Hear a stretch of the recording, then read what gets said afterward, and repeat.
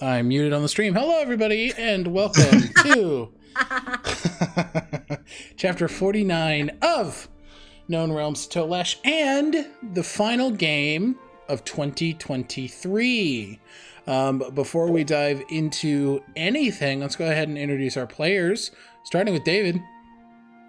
Hello, that's me. I'm David. I play Whistle, both he, him pronouns for Whistle and myself. You can see more of me and things that I'm involved with over at Stealthy Elf Productions, where we play some Pathfinder 2nd Edition, along with some familiar faces. So you should definitely check us out. Thank y'all. Hell yeah, brother. Hell yeah, brother. Yeah, brother. All right, and next up, Angie. Hi, hello. I'm Angie. They, them pronouns. I play Zio Marino, and I am your dread existential baby. That's what I've been all day today. But I'm here now, and I'm excited and happy, and it's almost the end of the year, and I'm happy to be here. Yay! Happy to have you here. And Lou. Hello, I'm Lou. Also happy to be here. I play Lazuli. She, her pronouns for both of us. Thank you. Last but certainly not M'lady. least, Button. Hello, m'lady. I'm Button. My pronouns are they, then. I'm they, then. They, them, even. I'm Bluebluebutton on social media. You can catch me over at Stealthy Elf Productions when I'm not here. And this Wednesday, you can catch me over at twitch.tv/roll_D5. We're playing Sagas. Hell yeah, brother. My name is Alec. My pronouns are he, him. You can find me all places on the internet at Tales Archived. I am going to be your archivist for this evening. When I am not your archivist on Sunday evenings, you can find me playing as Finn Reese, the Elden Blood Fighter, over at Heroes of Hysteria Unearthed Inheritance. And you can also find me on Wednesday playing Sagas. I will be playing an elderly British and or German doctor who's been pulled straight out of a Lovecraftian noir mystery novel. He's anxious, he's too small to be here, and he's scared. All right. Like, what does British and or German mean? I just mean I haven't decided on the accent yet. Got it. I haven't made a decision. So It's just white. Yeah, what am I gonna? That's all I can play. That's all I'm gonna play. The fucking absolutely white. Correct. Yeah. Hey, a quick PSA from Tales Archived: if you're white, don't play people of color in your TTRPGs. That's fucking bad. Don't do that. All right. Big thanks. Big thank you to the sponsor of tonight's show, Lupine Honey. You can go ahead and check out Caroline's shop at Lupine Honey and use code TALESARCHIVED for 10% off your purchase. Incredible store, incredible person, incredible merch. Go check it out. Or else. And oh shit. Oh my god, he's packing heat. And on a more serious note, we still have our donation link open for the Palestine Children's Relief Fund, obviously in support of everything that is in support of Palestine and Gaza in this time. So if you are able to donate, we understand it is the holiday season, but these people absolutely need all the help they can get. So please go ahead and check out that link in chat and support a wonderful cause and a well-vetted charity. So thank you.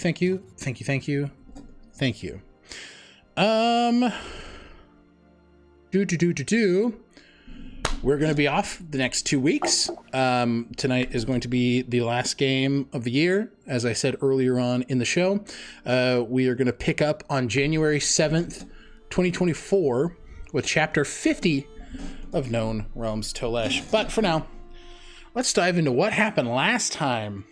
We picked up with a bit of a stressful conversation between one Whistle and one Nikolai.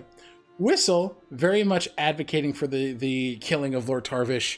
Nikolai not so happy with what seemed to be a bit of hypocrisy and a willingness to use this man as a weapon. The argument didn't really And it still is happening, and it is very clear that these two men are in a very, very interesting position in their relationship. With that, Whistle took to the skies of Illenbell, still in this kind of paranoid and oh God, what's the word? State where he wanted to look for Gortish. He was not sure if adrenaline was high. He was not sure if Gortish was still around. Flew. Thankfully, Gortish was not there. So Whistle made his way back to the Belrose cottage. We then pick up with Lazuli in a chapel of the matron. The two had a very delightful conversation about how death is easy and life is a bit harder. Life is a bit more difficult. It was made clear that Lazuli has been using her abilities born of a death hag with a bit not for ill. She has been using them to preserve and sustain life. Well wishes were sent to Nivien from Lazuli. It was made clear that Lazuli is on the right path, and if she were to deviate from that path, she would be made aware. But a bit of information was given regarding the Fairfall charms, and I believe one was given to the matron, if I'm correct. Just a bit of a bit of help to give to Nivien, just in case spirits come for them in the night. We then return with everybody pretty much meeting up at the cottage at the same time. Zio was like, "Hey, some shit flew out of the humble abode. What's up with that, dog? What kind of weirdo just left shit in our rooms? Crazy." And Lucian was like, "I might have done that." But Zio got his Abercrombie puka shell necklace. Lazuli, now wearing her hair down, got delightful little hairpins. And the group managed to make their way inside. It was pretty quickly decided that the group was going to stay the night at the cottage. Dorlin said he was going to prepare a large and hearty meal for the crew. Whistle and Zio pop a squat on the couch in the cottage and have a conversation about the day before that death, and both of them sort of commiserating in feeling like they have to do something that they may not necessarily want to do. At least that is a perspective of Zio. Whistle making it very clear that he is willing to do that on behalf of anybody in the party. Zio touching on the fact that sometimes they feel they lose themselves to that anger of wanting to protect the people around them, and seems like they will do anything to do so. But the two make a very sweet promise before falling asleep to hold each other accountable and to look out for one another in those moments. Lucian came in and said, "Perfect," and then wrapped him in a blankie. And then he went to go cook with Thorlin. Lazuli and Echinacea head up to the master bedroom, where they both talk about feeling lost in this time, but being thankful for the fact that they are together. Echinacea looking out the window to see one Kaelin Vryn walking the garden, offering a gold piece to a Minrian statue affixed to a water fountain, and touching base about what to do, particularly about Ishror, and if telling him beforehand or letting it be a surprise is the good idea. I believe we opted for some foreknowledge there and let Ishror know ahead of time. Then Lazuli helped Echinacea pick out new clothing, a post-dying fit, and Echinacea made it known that they wanted to go live a little, having departed. And then I believe is when we had that conversation with Ishror. The man was a bit anxious. The man was a bit off-put, but eager to get to see Lazuli and the party and check in with them. I got a little mixed up because that's when the conversation with Whistle and Zio happened. Poop-de-boop-de. Oh well, I'm getting to the information. We're fine. Echinacea headed outside, turned themselves invisible, and had a very romance novel engagement with Kaelin. He seemed to recognize their perfume, despite the fact they don't wear any. And the two touched base and were able to connect in this moment. Echinacea revealing that they died without knowing what it was like to kiss Kaelin, and they wanted to rectify that. So after a very sweet conversation, Echinacea and Kaelin shared their first kiss. After which, the entire party gets together and has a wonderful dinner straight from Dorlin and Lucian. Everybody opting to stay the night in the cottage, waking in the morning to Pelgond offering to get everybody to where they need to go. Upon Echinacea asking how to repay him, he made it clear that he wanted the group to finish what they were doing, to rest, and that he may have some interesting things regarding the Cult of the Dragon for after a time that they have rested. Then Pelgond, using his draconic magic, teleports the party from the cottage to Ishror's floating castle in the sky.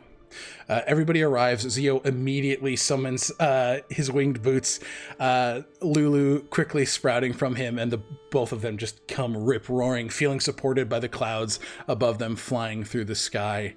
Lazuli meets with Abbott again, this large, hulking warforged who is very excited to see his fairy companion once again. Whistle is immediately off-put. He's like, oh man, I have some sort of prophecy.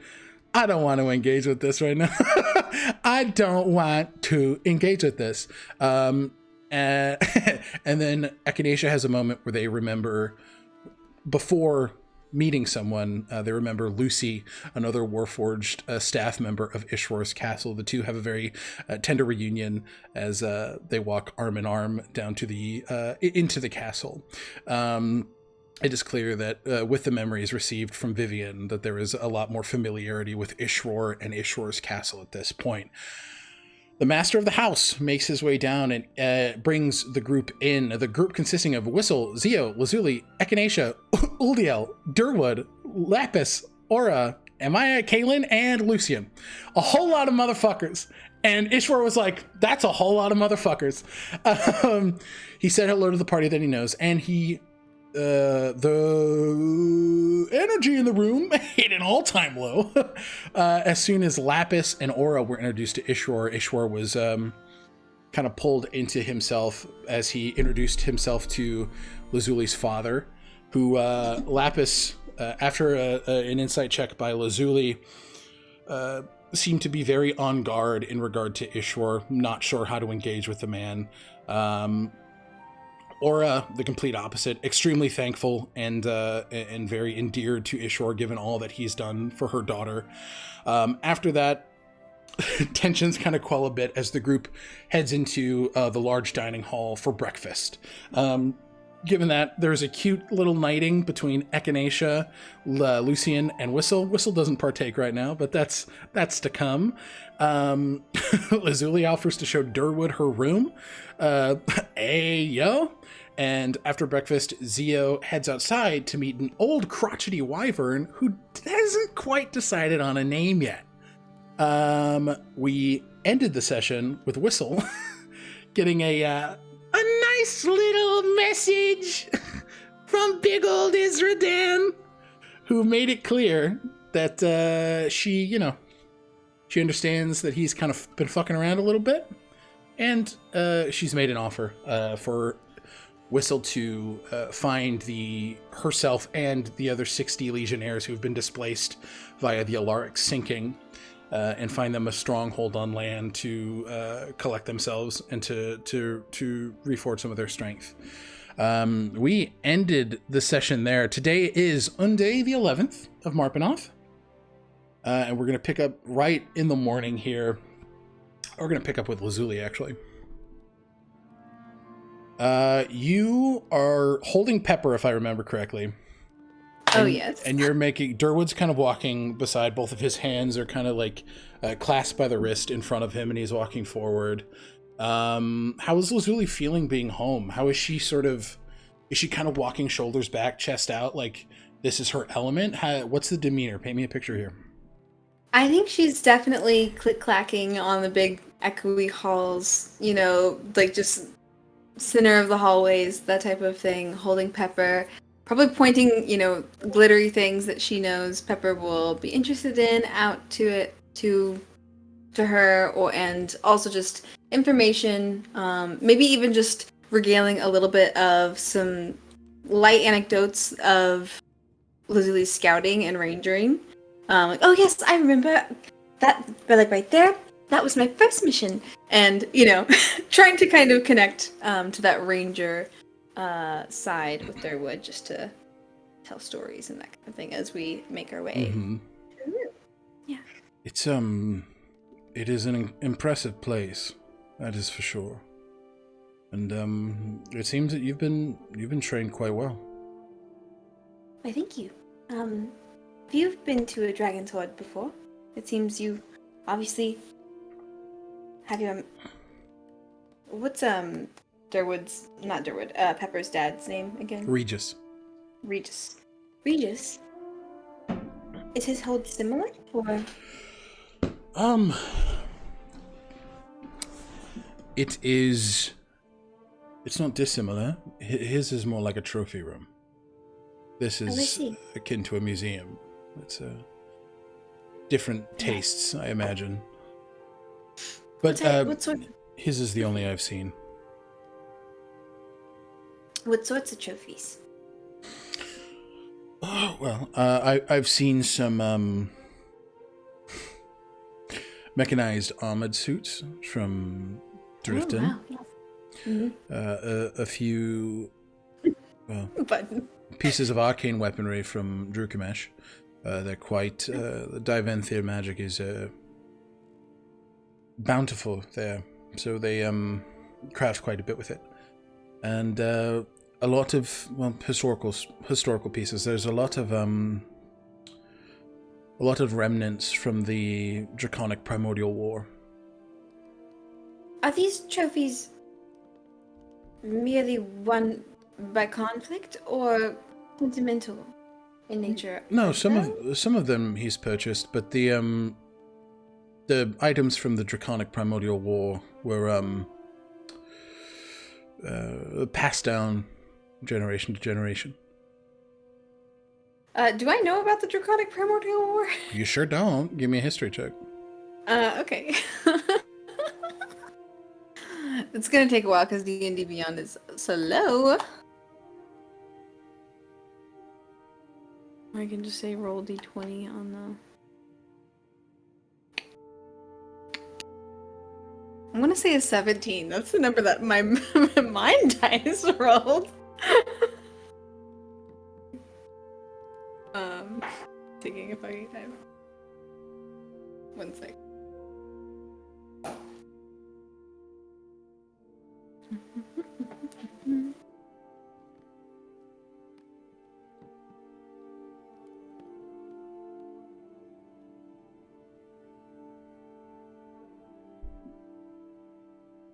Okay. Oh, nice. That's what this thing says. It's a natural 20. My... Okay. You recall stories from Ishror in your childhood where he recounted a bit of the Draconic Primordial War. There was a Holt, right, which is a grouping of Famar that saw dragons particularly as a threat. Given they're also primordial beings in a sense, right? They have this deep connection with a particular element.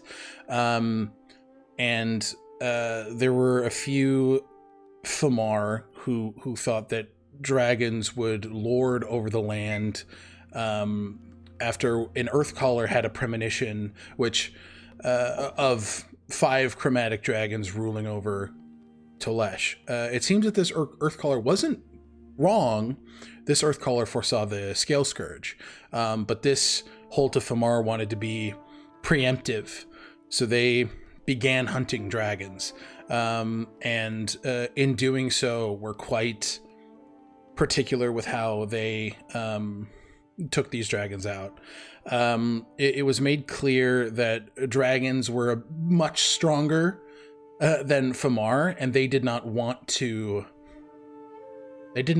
decimate anyone. They just wanted to be able to live and travel the realms of Ayosha freely.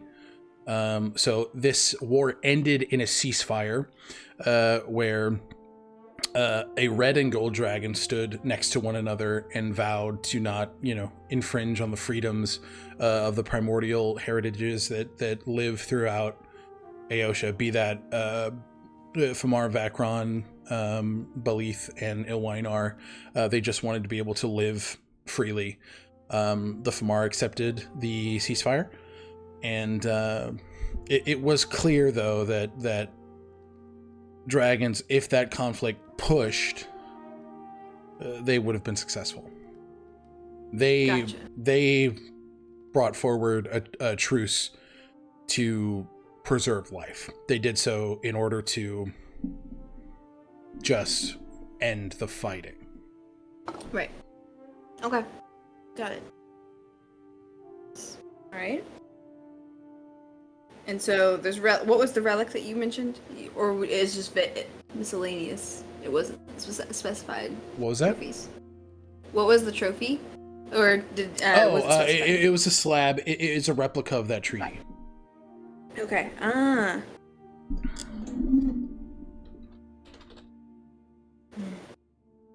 And what was Regis's involvement, or is it merely a...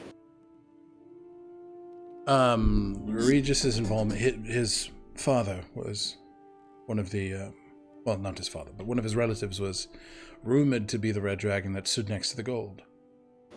Brilliant. And So? who's the gold? Well, that would be a relative of the Gildenfires. His grandfather, I Curious. believe. That would make sense. The nobility, is parent. Yes, his name was Byraxes. Byraxes. What a dragon of a name. Exactly, yes. Well, I believe we are here. A few steps back, if you mind. And could you hold Pepper? Happily. It takes Pepper. And we get the classic Zabumafu-esque open of the door. Where Perfect. Clutter, mess. Mm-hmm. All right. Yeah, it's the organized chaos that we've seen with Lazuli's room in the Humble Abode, I imagine. Yeah. Yep. And as always, shuffling feet is good to get through. And yes, we can make it to the center here. That's my egg. I like to sleep in it. It's a replica of a Fabergé egg. Oh, Pepper, you might like it. I will. She jumps out of Durwood's arms and just pops into the Fabergé egg and just kind of curls up and lays down. What a picture. She looks comfortable. How are you feeling being here? Well, Lily looks a little bit different than last time she was in her room. More mature. Her color scheme is much more shifted. She is surrounded by all again. Sorry to cut you off. We're getting that fuzz pretty bad there again. Let me see.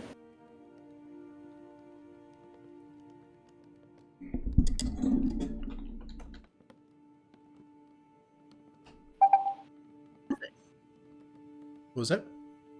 How's this? Great. Okay. She looks quite different, and it's honestly pretty apparent. She left the room in dark, rich navy wool, and she's surrounded by vibrant gold and brass and, glittery, rich bits of metallics of the miscellaneous things that she's collected, and deep, rich royal blue upholstery. And she stands in all white. Her hair is kind of sickly green. She no longer wears that signature blue and gold vibrantly delicious colors. And I think she's surrounded by the old version of can see her kind of almost really feeling surrounded by all, like forcing, kind of almost she's becoming claustrophobic with who she was, and the room itself is no longer something that she feels like is that organized chaos that she was comfortable in. And she starts to kind of float and fly and kind of not even want to touch all of the clutter. And kind of, she's starting to like hold herself in. It's been a while since I've been here. Oh my. I feel like I'm a little bit overwhelmed. Would you like to step out and get some air? There's gardens and... Yes. I'm sorry you're feeling that bout of claustrophobia. I often get the same way when I return from a journey. You get used to the big wide everything. And then you come to a place that's all confined, small. And I suppose my room in the humble abode is this, but it's been a little while since I've slept in there. We've been staying at the cabin, or a lot of times we just fall asleep in each other's rooms, or and I've been feeling sick lately, and a lot of times this sleep will come over me, and I'll be cared for by Lapis, and so yes, tell me more about how you start to feel back at home. Where is home for you? I lived in Iothalor, but I don't anymore. I am... Well, more the town, but the home. I suppose I struggle with that because I just don't know. It never felt that way. The mountains feel that way. The cabins, a tent surrounded by trees feels that way. Anywhere where I'm with Pepper, that's... where the wind touches, that feels like home. So I think Tolesh is my home. All of it. I can find myself nestled between two large mountains and the density of an evergreen-laced forest, or near a beach by the ocean, and I feel home. But four walls and emptiness surrounding me, I feel like I'm in a cage. Well, good thing this room has... Yes, and very high ceilings, which makes sense. But yes, let's go outside. Let's make you feel more comfortable. So, yeah, I'm saying that there's a balcony in this room, so I'm All right, gonna go out there and... Yeah. You guys, you guys head outside and start vibing. Okay.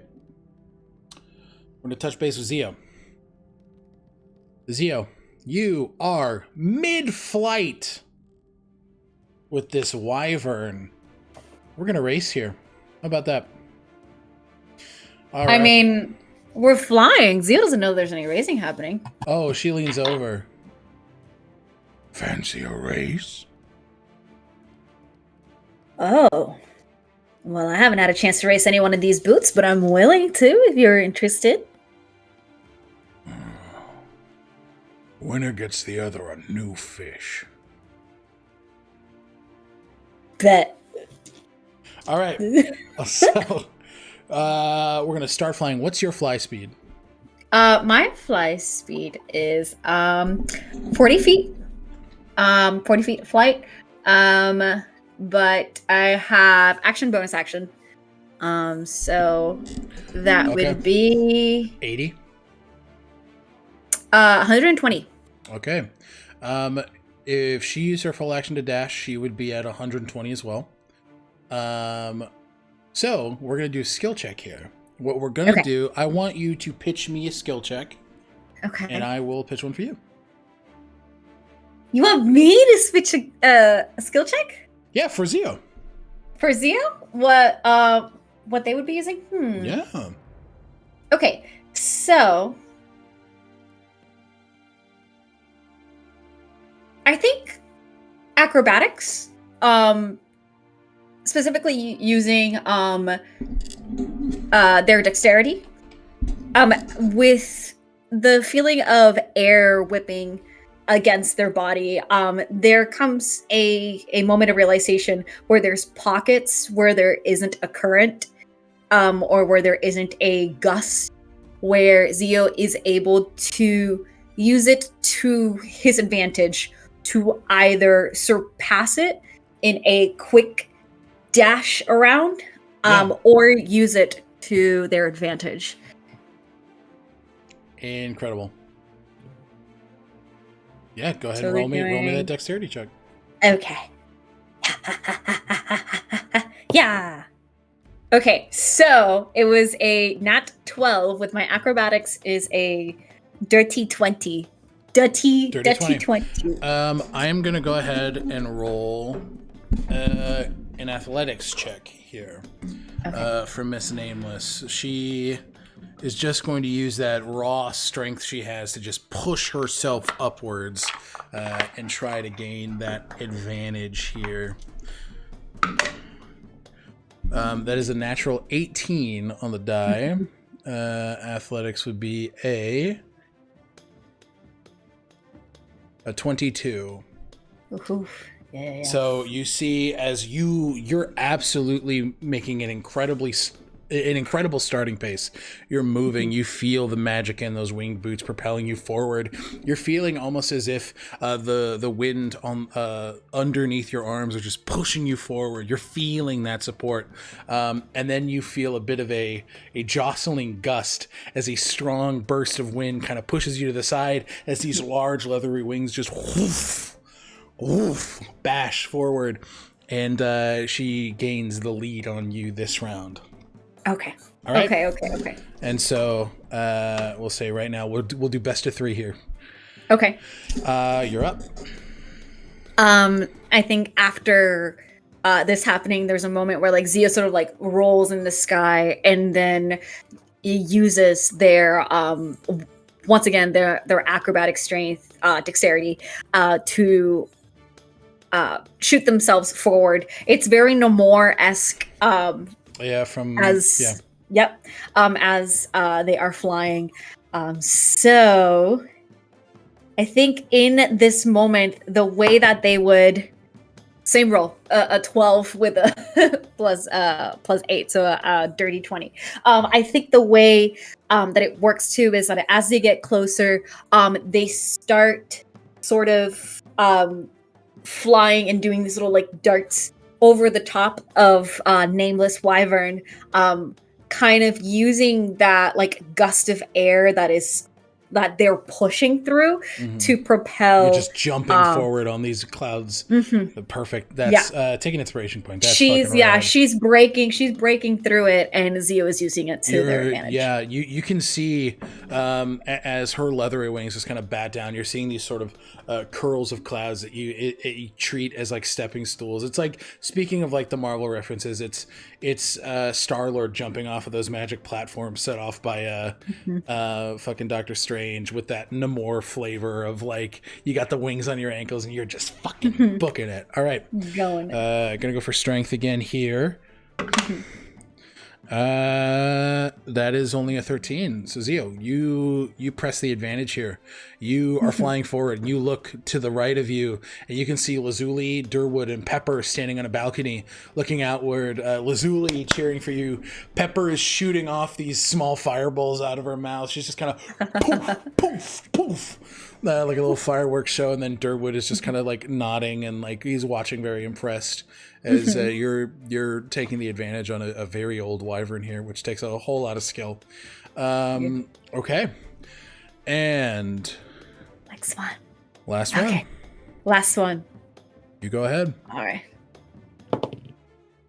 That is a natural 15 plus 8. So that is a 23? 23? 23? Yes, 23. Yeah, 23. Okay. Any particular flavor you're adding here? So I think at this point, Zio has made it right up to the tip of of where Nameless Wyvern is flying, in like this cinematic view of him like flying in this giant like old creature following through. For anyone else it would seem almost intimidating, almost threatening, but there is a sense of this really is just an enjoyment of two kindred spirits. And Zio uses a new gust that they feel coming in to push off of and keep going forward, gaining the lead if they're able to. You're not only able to gain the lead, you are able to win the race as the Wyvern rolled a natural 1 on her strength check. Oh no! She's old. You absolutely push that advantage, and not in pain or anything like that. You can tell this old girl kicked off far too hard, far too quickly. So she's just energy-wise is quite petered out. She's maintaining her flight more than fine, but there's not much more she can push to win the race. So she just sort of flies. She does a bit of an aerialate to kind of celebrate with you as you're just kind of pushing forward and riding that wind. And she just lets out this very loud, just kind of celebrating your victory. I love it. All right. I think Zio also does sort of a figure 8 above her, and I think they try and find their way back to where they started. Absolutely. Pretty easy to kind of fly back. Both of you are just kind of gliding the clouds. You're really feeling that magic of a silver dragon here, where you cannot fall and be harmed, as you are a friendly creature in Ishror's eyes. You both just sort of glide down and kind of trail these clouds on your way, and you land in front of this small pond where she was kind of resting beforehand. She very quickly just sort of tucks these large leathery wings under her neck and just sticks her snout into the pond, and just you see bubbles blown as she's just sort of like exhaling as she pops up out of the water with a big fucking salmon in her mouth, and just like places it very gently at your feet and just bows in respect to you. Zio, I think Zio would bow in return. Mm-hmm. But then is the salmon hurt? It's fucking dead. Yeah, she It's dead. it. She like yeah. She okay. She's like I a wanted cat, to make sure. right? Where she's just Okay, like, got it. Yeah, this is yes. Got it. So it is for sustenance, essentially. It's for eating. Yeah, it's for taking care of yourself. It's Okay. I think then Zio would welcome it graciously. Yeah. But he's going to. I know that we made a wager. Mm-hmm. However, I would also like to get you your own fish. Please. And then Zio's going to jump into the pond. Like very excited old lady smile of like, for me. Yeah. And then Zio's going to jump into the pond. And the reason being why Zio jumps into the pond is because this was a very accelerating moment in the sky. Yeah. However, there is that seeing the water and seeing that opportunity there. Zio has a feeling of, I haven't gone for a swim in a very long time. Yeah. And so Zio jumps in and using their tail to propel themselves through the water, they try and snatch a salmon. Oh, yeah, just as absolutely. big, maybe even a little bigger. Give me a nature check to seek out the biggest, baddest salmon that you can in this pond. Okay. I don't know about that. It's a 7. There were a lot of salmon. It's hard to see the biggest boy, but you see a lot of them. I'll just snatch one. You grab one. Give me a sleight of hand. Yeah, sleight of hand. Oh, that fell over. That is a 19. Oh yeah, yoink! Immediately take that fish. I think Zio will, will like grab it, and in a way that learned from. Yeah. We don't have to go into detail about From their father. the thing, but yes, you absolutely humanely take care of the fish, and the both of you can see. She's like kind of wiggling her shoulders as she's up top, and she's just like a cat, fucking really excited about whatever treat you're gonna come up with. Zio like pops up and like dumps the. You see her like her thick like leathery jowl just kind of like going a little crazy. She's just like exciting.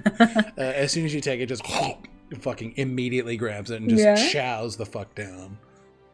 Perfect. Yeah, but you win the race. You take a nice swim, and as you do, like you're immediately shot back to moments of swimming with Iolus, swimming with Io and Xiomara in the Scorched Isle, and enjoying these small little moments, particularly if it was if the water was particularly rough, or if there were sightings of creatures that you don't want to necessarily swim around.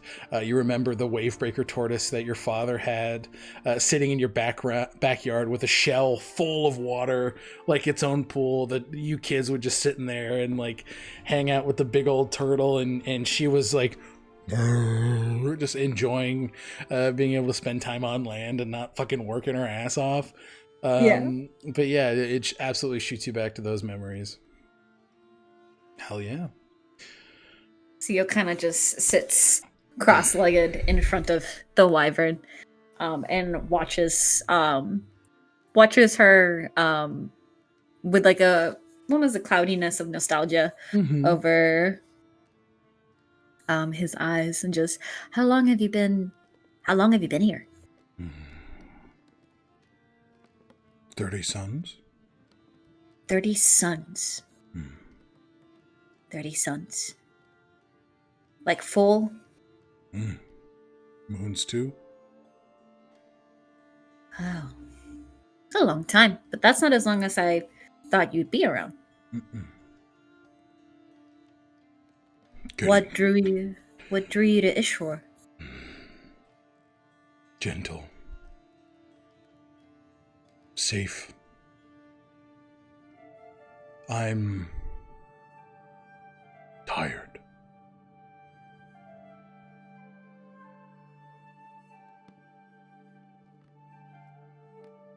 Happy.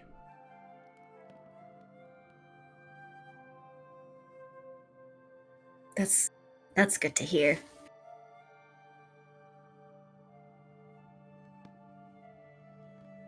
Is Ishror a friend of yours? Or does he just respect your space and you respect his space and that's it? Yes. We coexist. Okay.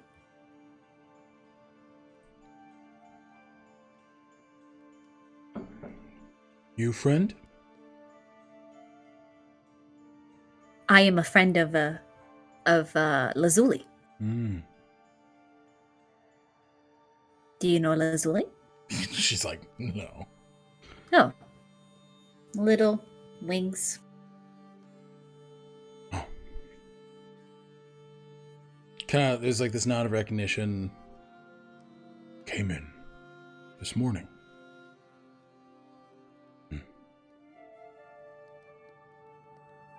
She was raised by Ishror. Hatchling. Actually. Actually what? Hatchling.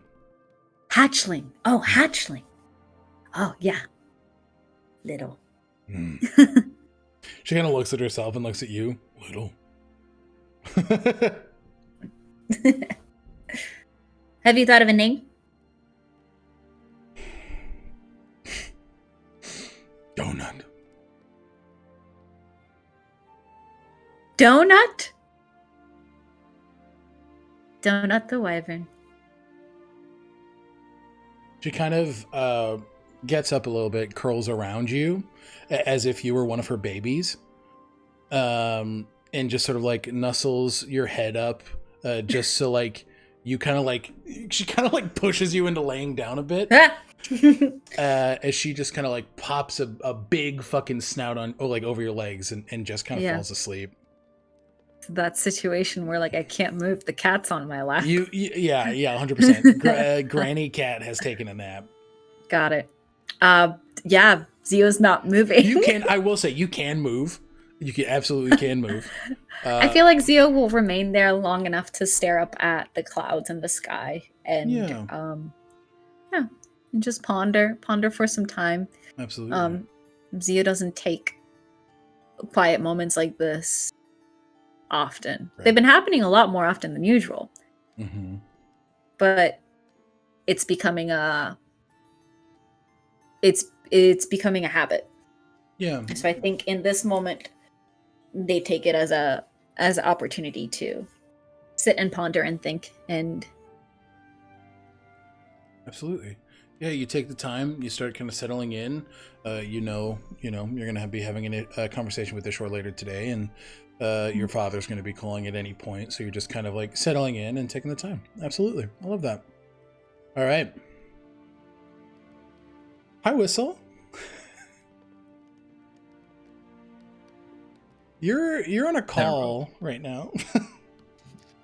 Yeah, I'm in a Zoom call with my boss. You're in a Zoom call with your boss, and remote work. She kind of isn't like super stoked right now. Performance review incoming. Yeah, and it's not going good. It's not good. Yeah, Whistle's kind of like stumbling through the hallways of Ishror's castle, clutching his back like an old man, looking every bit the old hobgoblin that he is. Mm-hmm. Kind of like he'll find a place to just kind of sit down and mumble back to Izradan. Can you talk into your mic a little bit more? Yeah, sorry. Yeah, he'll find a place to just kind of sit down and commune with Izradan. Absolutely, you do so. What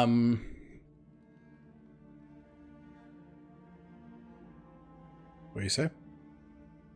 So, if I'm understanding this correctly, you and the other Iron Legionnaires need a place to call home for a while. Yes, you understand me correctly. Don't forget a very important detail, because you allowed our ship to sink. That responsibility should be known. That responsibility is accepted. I think I might be able to help you. You are resourceful. I imagine you got terms. Of course. Before you give them to me, understand, and you do understand, but I'm going to say it again. I do not like being jerked around, trifled with, or underestimated. Now, if you feel confident, and I mean real confident, that these are terms I'm going to lack, go ahead. Speak freely, sugar. If not, I'd recommend just a little bit of time to reassess.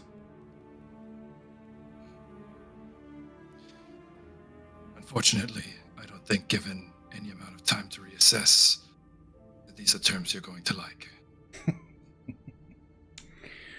Oh, I can't wait to hear him. Real quick, above table. Whistle remembers the plan to attack or to disrupt the meeting at Cyberholm, right? How many days are we from that? You guys are about 9-ish days? Okay. It's 12. We're on the 11th, and it's the 23rd. Correct, yes. Oh, yeah, that's right. Take an inspiration point. Okay.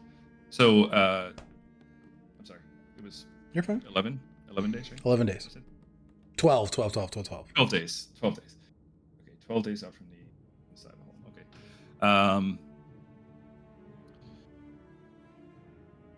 Well, I have a place in mind. Hmm? But before I tell you where it is, I have 3 conditions, as you suspected. 3? 3. Okay. Condition number 1. Divanthium tome you are looking for. Mm-hmm. It's not available to you. Unacceptable. Absolutely unacceptable. I don't need the whole book, but I do need me a few sections. So, I'll amend that for you. I get the sections I need, and you can keep the book. Part of your severance. this will, might I offer then, I don't need a severance. If you give up your desires for the book, then I will return to you and accept the punishment for desertion.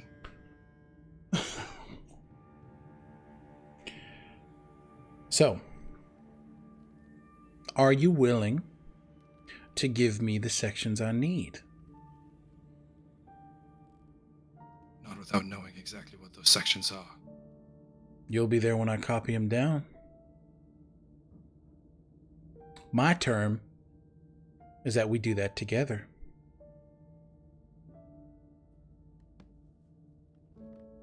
And I can agree to the secondary part of that. You coming back and making up for what you've done. Now, what's your third?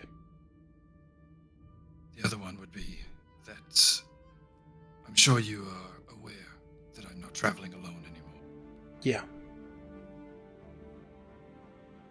This term is non-negotiable, but you're not allowed to fuck with anybody else that I'm traveling with.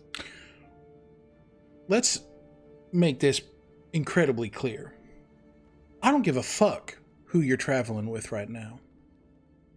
The person who fucked with him was Lord Tarvish, not me.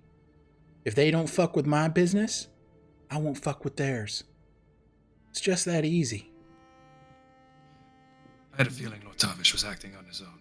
I told you, he's a fucking idiot. He did not get my approval.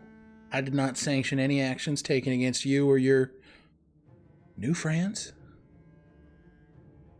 Like I said, if they don't step on my toes, I won't have to break their necks. That seems fair to me. Pretty fair. And that's to say, I have terms of my own, as I've been quite fair with you. This is true. I'll be honest, Izradan, I've felt somewhat guilty about how things have been left between us. All right. Don't suck up now. It's not going to get you anywhere. It's not a suck up. Honesty at least gets me some time. Yeah. Well, what you can do, start making up. I got some names. Folks you got to take care of on your travels. On my behalf. Can you do that? I know you can. Are you willing to? If these people have no quarrel with me, then I really don't have any quarrel with them. They have a quarrel with me. That means they got a quarrel with you. What does completing this earn me? Far less severe punishment, that's for sure. I highly doubt you want to spend 2 months in solitude. What do you think? Izradan, I'm old. Trying to buy me with time. You need a whole lot of it. I've used my time doing your bidding thus far, and I've got to say, I think I found a better way to spend it. What about Nikolai's time? You willing to bet on his? What do you know about Nikolai? I have a brand on your back that tells me everything you're thinking, boy. So, assume that I know everything. Now, are you willing to jeopardize Nikolai's restoration? You don't think I was scrying on you in Larwith? You really think that little of me? Come on, Whistle. I know that Lord Tarvis shot him down, and I know that you got that retribution you were looking for. All you gotta do now is get that man back in his body, but do you want to? God, he's gonna hate you. I don't care. Getting him back in his body is what I owe him. Oh. Well, I know about Nikolai. So, I'll help you in his restoration. Get you some of the tools you need to bring him back. But you need to agree to my terms. Sections of the book, and knock out some names for me. Do we got a deal? Whistle will just kind of lean back and just kind of like look up at the ceiling, and he's just gonna sigh deeply. All right. Give me the names. No, I need to hear you say I swear.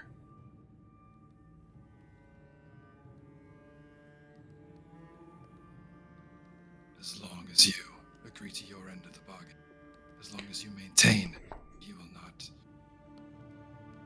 attack my friends, and as long as you do follow through to give me what I need to restore Nikolai. You got my word. I swear. All right, Izradan, we have a deal. Good. I always knew I could count on you. I'll send you those names the next couple days here.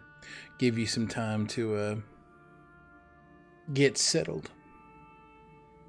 Contact me again in 14 days. 14, I'll oddly let you know specific. I'll let you know the status of your fort. Oh, fort, I quite like that. I've never had a fort before. All right, well, thank you much, Whistle. It's always a pleasure doing business with you. And I'll chat with you in 14 days. He doesn't respond. Okay? You feel the connection dim, and I want to say above table. You know that she's a bit of an embellisher. Yeah. She can't read your mind. Yeah. All of the time. She's able to glean contents of it. Yeah. Which she's able to glean little details that she needs. It's just enough for him to realize he's at a big disadvantage against this entity. Yep. So he is. Yeah, he's gonna play. Okay. If whatever she has, she can tell. He's on board. Understood. Okay. Alrighty. Whistle, where do you start making your way to? He's gonna sit here for a while, Okay. and then eventually make his way. Making my way. Making my way down the hall towards the library. The library. And Cool. even though I think like the connection's broken and his back is fine, he's still moving very like slow Yeah. and somewhat defeated.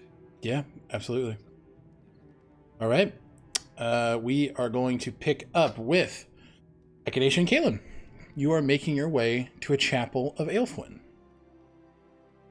We're heading toward Aelfwyn, and as Echinacea is pulling Kalen through the halls, they're going faster and faster as they're getting more and more excited, as they're remembering more and more things, and they're kind of not taking a straight line. There's like this zigzag that's happening where they're like, oh, actually, once I spilled something in that corner, and it stained, you know how the ground here is just like this white marble? It stained it red because what I spilled was wine. So I didn't know prestidigitation at the time, so it was a whole thing. But I got it covered and you up. see the stain underneath, like peeking underneath a rug. Prestidigitation. It's They fix gone. it. Yeah, it's gone.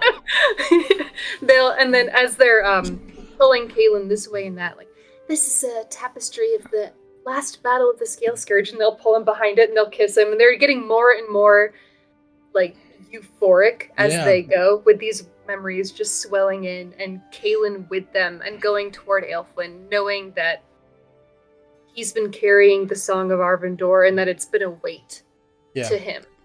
And they want it to be otherwise. Absolutely. So they are excited to go to this chapel. Absolutely. You're taking your time, and as you are, Kalen's like, do you know what that is? He kind of leans over, kisses you again. What is that? That's a very nice statue over there. I'm not sure what that is. Well, that is actually believed either to be, there are lots of different arguments, but now that I'm looking at it, I can kind of understand. Some people think that it is the former humanoid form of Minri. That is not true. Look at her. That's not Minri. That's not the Minri? Mm-mm. I think that might be a representation of Shar's humanoid form. I can see where the confusion for Minri lies. Their faces are very similar, but this person looks like a soldier.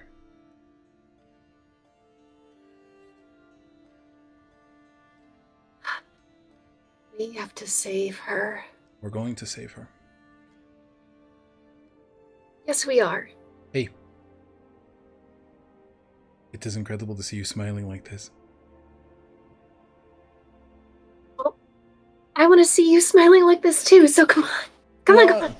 And they run to that Elfwind chapel. You go into the chapel, and as soon as you do, you walk into this room that is dimly lit purple.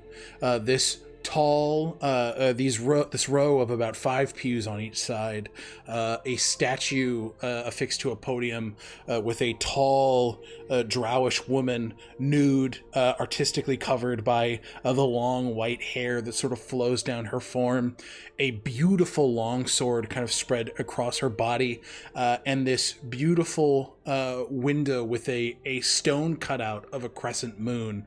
You see tapestries around here, a depiction of Lolth, as her time as a Roshni, walking hand in hand with a small drowish girl who you're understanding to be Aelfwin. You see the Battle of Aroshni, where the alloyed gods banished her forward. You know these tales to be false. You know them to be constructions of Kervaith. But they are still here as they are popular amongst the religious stories of Tolesh and Aosha. You see this pool of what looks to be this beautiful purple water in front, what looks like a ceremonial pool. And give me an insight check here.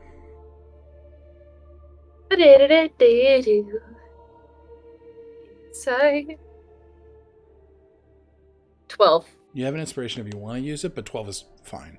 I'll use it. Use it. That's intimidation. Yeah, use worse. that. 8. 8. Yeah. You guys are connected here. You see Kalen. It's hard to see what feelings he's feeling, but you can see this sense of there's a lot of processing happening here. He thought that he was just tied to Quilla. He thought he did not have any attachments. He has not really had the time or the luxury to explore Aelfwin as a deity, but now he finds himself in this space with someone he adores. And you can see that he's beginning to dip between, do I check in with them? Do I sit in this moment? Do I say anything? Do I stay quiet? This is somebody who's he's having a religious experience. Sure, it's about you.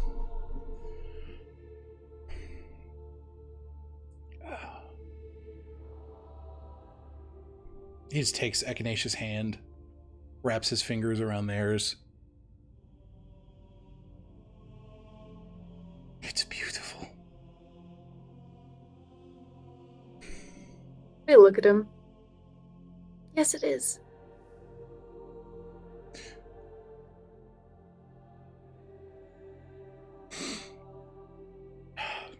Sort of walks forward. You follow me? He takes Always. He takes his finger and curls it around in the shape of a crescent moon in the pool, and he brings his finger forward and traces a small moon on your forehead. He dips his finger, does the same for himself, and you see on his forehead first, just as he sees on yours, this bout of starlight beginning to form, almost a constellation of a crescent moon on both of your crowns. He begins to speak in Sylvan, a language you both understand, and he offers his thanks to Aelfwin for making the connection. He thanks Aelfwin for the protection. He begins to sort of relay his experiences, and you learn a bit more about Kalen here. Content warning for conflict, for combat, for loss. You learn that Kalen spent the first 14 years of his life training to be a soldier. You learned that he spent a lot of time training from the time he could stand. And he, with his brothers, would enter a pit every night and do combat with one another. Those who were seen as the weakest, they were emboldened by the Shadowed Weaver, Lolth, and turned into Driders. This was going to be Kalen's fate. He was seen as weak because he did not want to fight his brothers. There was a point, and you begin to see it clearly, the blessing of Aelfwin on the both of you. You can see a young Kalen holding a sword, shaking as he throws it to the ground, and an undercommon screams, "No! I will not. I don't believe in the darkness. I will never believe in it. You can't make me." The beginning of the night that Kalen escaped with one Christopher Elmsong. You see Kalen ferried off by soldiers in obsidian black armor with wicked spiders spread across the plate. He's sent to his room, locked, but Kalen, even at this age, is quite resourceful. He picks the lock from the inside and starts walking down to the prison. But before he does, he stops outside of his room and looks at his companion, the large lizard that would take him around, kisses her on the snout, and says goodbye. He goes under the prison, and you see an elderly human man, still old,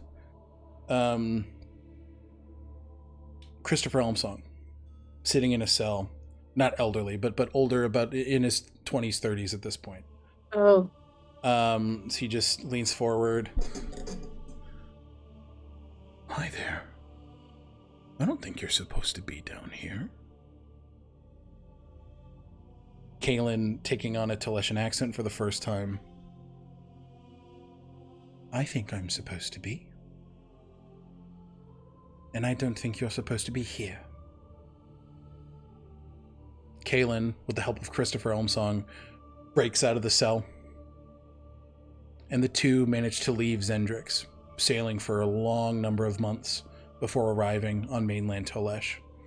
And then things become familiar. You see him sitting in a cell in a Magus Arcanum carriage. You see Zio, Nivien, Lazuli, Jen, Bellin.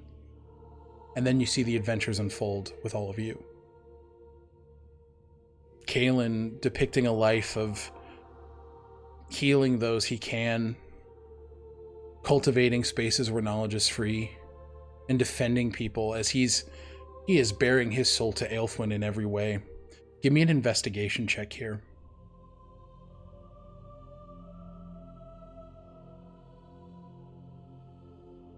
29. You see the Song of Arbandor at Kalen's hip begin to resonate. Almost in defiance. Kalen sort of finishes telling Aelfwin, and he puts his opposite hand on the blade and looks at you. "Sorry, that was a lot." Echinacea looks down at the tattoo that Jen gave them, a little purple moon on their wrist. I'm just glad I got to be here. I want to know you. And I want to help you. I want to see as much of that bravery as I can, because it makes me think I can be that way too. It gives me hope.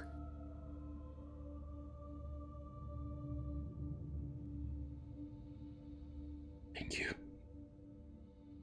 I want you to be here. I want to be going through all of this journey with you. for now. Takes the sword off of his belt and sort of holds it in front of the both of you, in front of Aelfwin.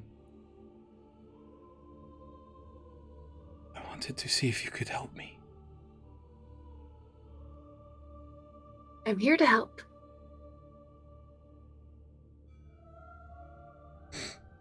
This doesn't feel like mine. And I don't know what to do about it.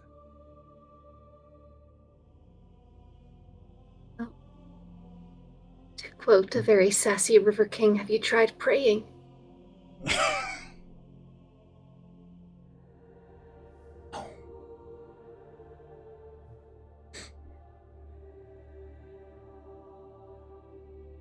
What if you told Aelfwin the story of what you want this sword to be?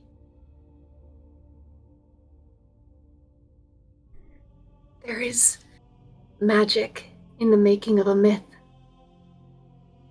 You would know. And you're in the place to do it. Could you stand on the other side of the pedestal with me?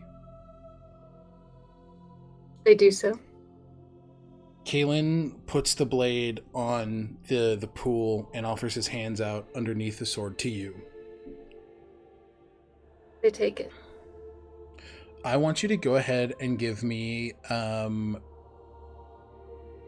what is Echinacea offering to this ritual?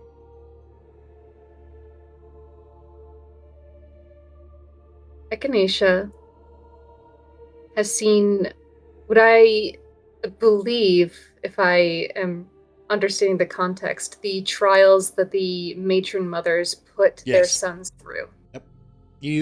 You've seen Kalen's life in its entirety.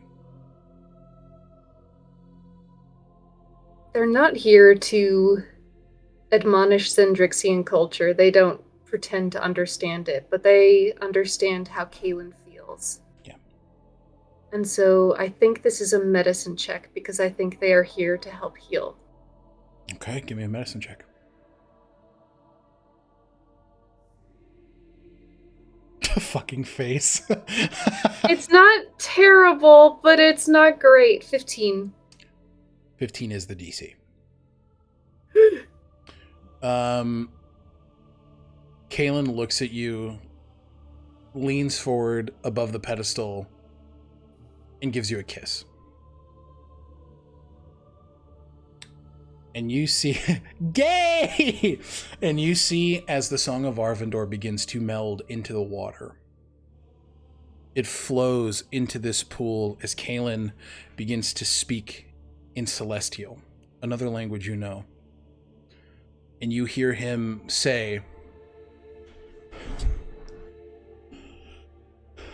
I want this to be a blade that is used for truth. I want this to be a blade that shows people the way. One that does not need to be drawn often. One that will be allowed to be put down when its job is done. One that will be a reminder that stories can change, that paths are not set in stone, and that the truth will always come to those who are looking for it. That this world is a one that can be honest, and that I will fight for this honesty. And this blade will be my companion and a representation of a better world. One that does not lean on violence.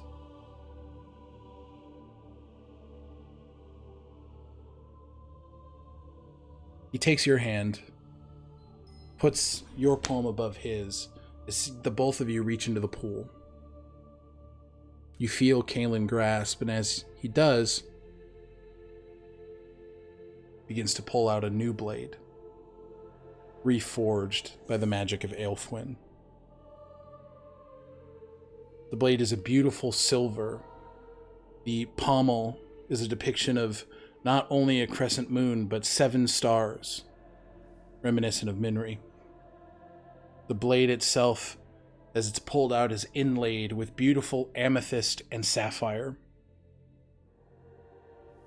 And as it is, he holds it again. It's this thin, almost fencing longsword. It's not as broad and or as heavy. But he places it in front of the both of you.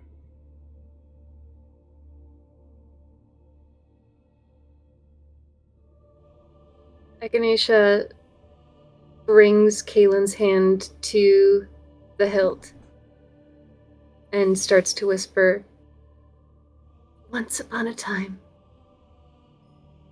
there was a little boy who put down swords, and he vowed that when he picked them up again, it would be to keep people safe." And they start reciting the story of Kaylin Vryn. You see, in what language do you think this would be depicted? Common. I think that they are speaking in common. You see in common script, this text begins to etch itself into the blade, alongside the amethyst and the sapphire. When they're done, they grin at the text. Then they look at Kaylin. After seeing the most understandable, comprehensible language etched into his sword, and thinking about the Thortel Guild that he is a part of. Knowledge should be free. And this knowledge is.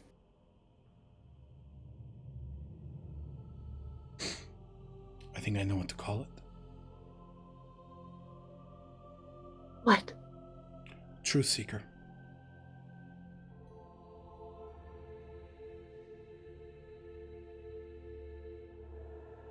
Truth Seeker. Takes the blade, sheaths it. It almost creates this like a high note string being hit on a violin, just a as it enters the sheath.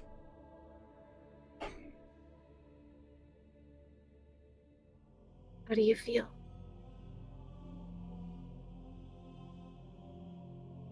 Like me. And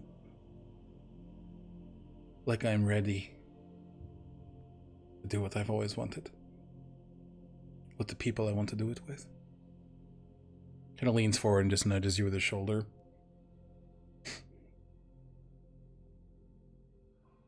Well, then we'll start today. And they kiss him and fade to black in the Chapel of Aelfwyn. Okay. And that is where we're going to take our first break.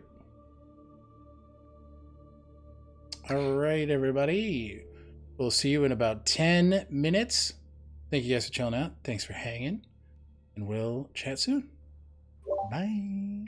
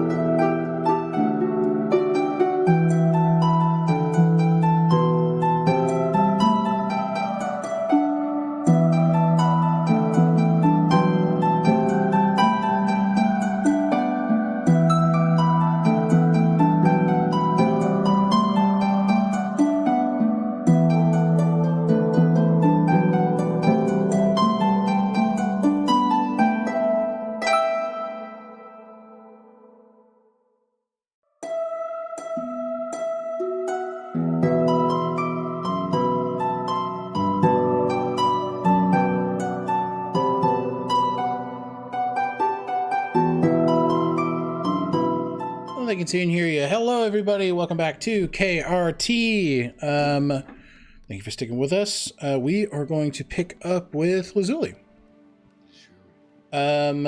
You kind of have just been watching this race with Durwood, and Pepper has just kind of passed out here.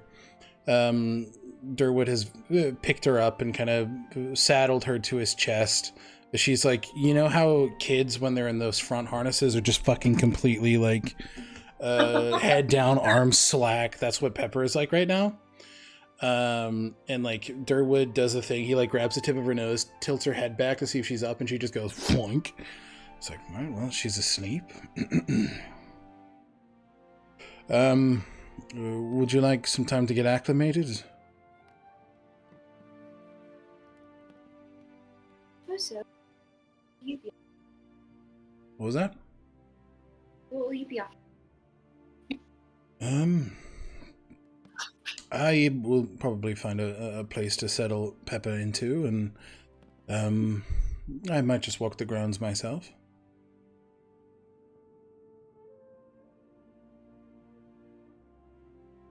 You're not picking you up at all, Lou.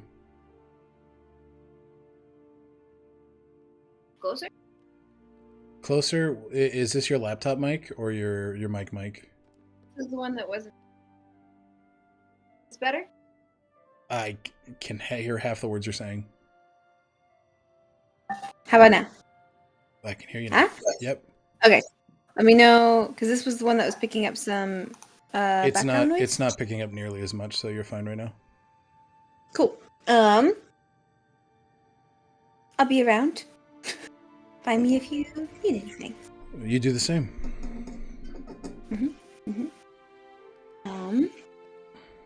And yeah, I guess Lazuli will probably leave her room, and start wandering around a little bit. Okay. Yeah. Mhm. Are you looking for anything in particular? Probably Ishror. Okay. Yeah. Easy. Yeah. It's going to be easy enough to know that you're probably going to find him in his study right now. That's where he goes to kind of decompress. A lot's been going on today. So you're pretty sure, no roll required, that you're going to find him in his den, his office. Gotcha. Okay. So you head up to the second floor. I don't imagine you knock. I imagine you just kind of go in. I think she would do a little tiny knock on the door as she comes in. You Okay. know, to not Yeah, startle yeah. him, but yeah, like a knock knock. Just sort of, come in. Hello? I realize I came empty-handed. Pardon. You came home. You don't have to come with anything else. And Well, I plus, mean, to your study without tea. that is all right. We just had breakfast not long ago, so I will be fine. How are you? A bit overwhelmed. And you? A bit overwhelmed. Mm-hmm. Yes. Do you mind if I take a seat? Never. And where is he sitting right now? He's sitting at his desk, and you know that there are a couple seats in front of his desk. Lazuli will kind of get comfortable in the seat and almost automatically assume a position of where, like, she's sitting up and like tucking her feet underneath her. You know, she's getting comfortable like she has. Many not times just- before. Yeah, she's curled up, just like, you know, knees up, just kind of like, okay, better. You found your parents? And yes. I'm not sure where they are. They're, well, Lapis also lost his memory, and Oris he was here. He came through the rift with me, but not with me. He didn't land obviously. in the same place that you did. Right. And Aura stayed. And it had only been a week for her. And I know we probably went through some of this at breakfast, but as you can imagine, there's It's quite a jarring. dissonance between them. Jarring indeed. I couldn't imagine. How does it feel to be with them? I imagine that must be a lot for you as well. It is. I want for them to find something that feels true to both of them and their futures. And I know that will be difficult. And I know that I can't really help. That's quite frustrating. You are the hands-on type. You want to be able to grab a problem and shake it and tell it to work and not be a problem anymore. I'd like it to seem like I tinker with it and solve it with an eloquent solution. We said the same thing. Sometimes tinkering is taking and shaking. Flashbacks, like thought bubbles of her just like smashing shit together to get like. Lazuli's like 10 years old in a fucking lab, just like, work! That's actually how Pugsley became like. How he came to exist. Yeah, the conception of Pugsley was her rage. Fucking incredible. I couldn't help but notice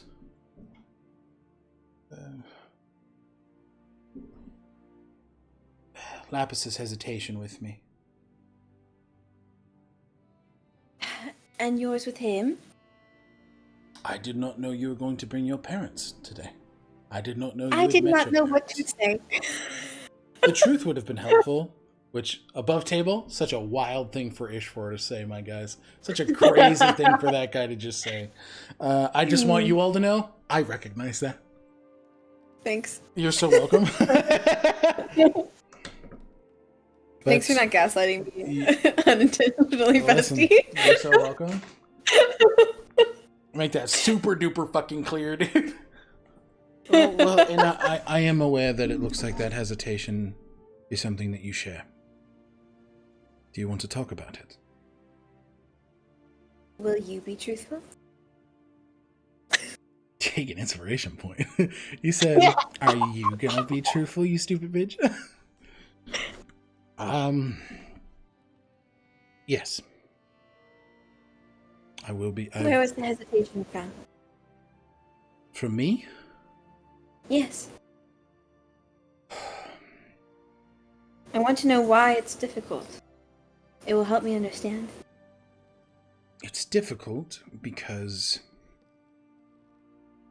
I worry that with your real parents you will have no use for me anymore.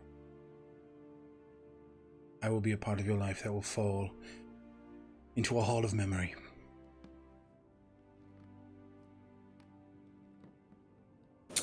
She gives him this like knowing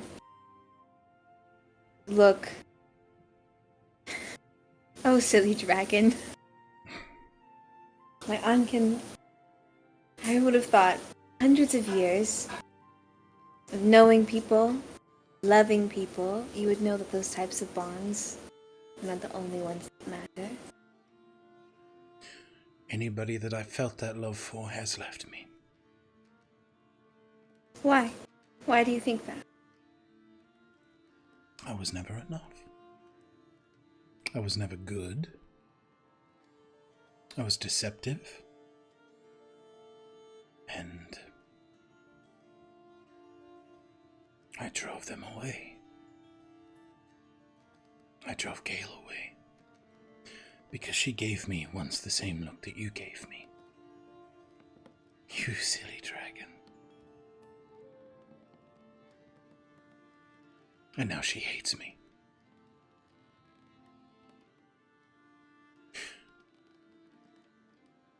I thought Zarini, a friend, at one point in history. Until I wasn't enough for her, I did not give her what she wanted. And she nearly killed me. So in my long life,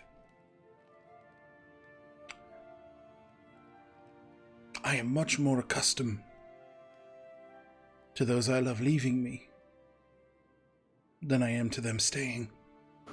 And that is very much because of my own actions. I know that. I look at that little girl. Pepper. And I know it is my fault.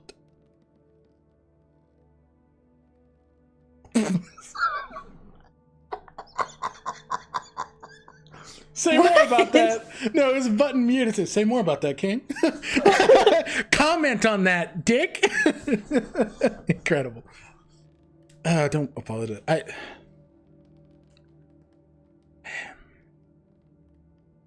I thought I've always been reclusive, Lazuli. You know this. From the time that you came into my life, I've always held what I hold close. I was afraid to give Gale a dragon mark, and I don't even know why. I wanted to understand where that power came from, and so I went to the Feywild. And I stole eggs.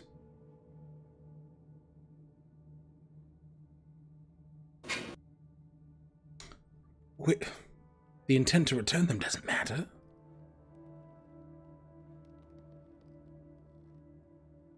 You're right. I am a bad person, Lazuli, and I understand that. Everything I've done, whether I believe it good or wrong, is wrong. That's not true. I attempted to start the Preservium in order to hold on to relics lost to time. That organization has become a black market buyers and sellers of relics. Its leader, one who has a vendetta against me, who wishes to sell these precious artifacts to the highest bidder. I trusted the Magus Arcanum and gave them secrets. Secrets that I fear made it possible for them to hold people like Echinacea captive.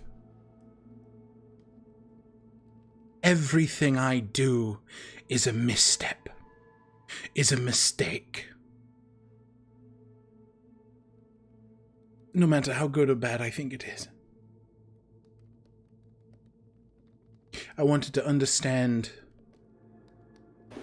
why dragons are born with this innate power, because everyone should be born with power.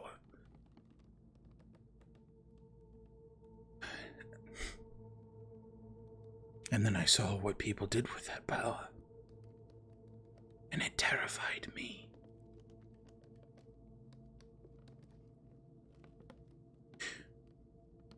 So the eggs were returned, all except for Pepper.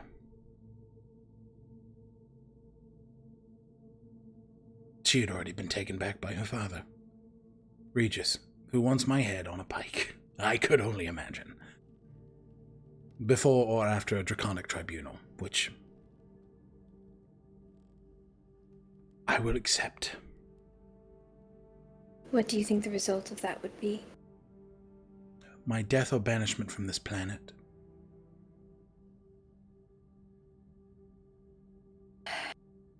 I've been waiting to hear what you thought that would be before I let myself feel fear. Derwood is here on Regis's account, as I'm sure you know. I've put that together.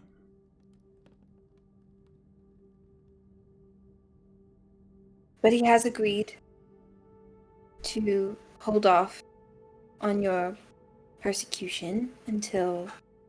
Prosecution. Persecution, both of them. That's the one. Anyways. Both? I will. I I want to help you all with Cyberhome. And then once that is done, I will turn myself into Regis. What is there... I don't know what a tribunal entails, but is there a way to reduce your sentence, to make up for your deeds? I don't think Any kind of way you can repay reparations. You have so much power. You're a dragon. You could fix so much. I don't know. I don't think it should be so cut and dry. Then maybe I need to find the opportunity to do the right thing. I think I think there are Cyberhome is many. that. And maybe my conversation with Zio later tonight is an opportunity to do good. To do right by someone and something. I'm going into Oh. that conversation with open ears and an open heart. You created the primordial orbs. No, I held them. No. Health. Held on to But them. you know of the power. Please guide Zio with as much knowledge as you can. I know you would do so without me saying, but I realize that this power is unknown, and you asked me to protect it from the very start of this journey. And that was selfish. And I have seen. She has seen what happened to Wit, right? Or knows? Correct? I think it was discussed.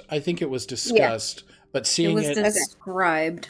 it was described. But Okay. no, I think the only person that saw It's that just was Zio. Zio. Yeah.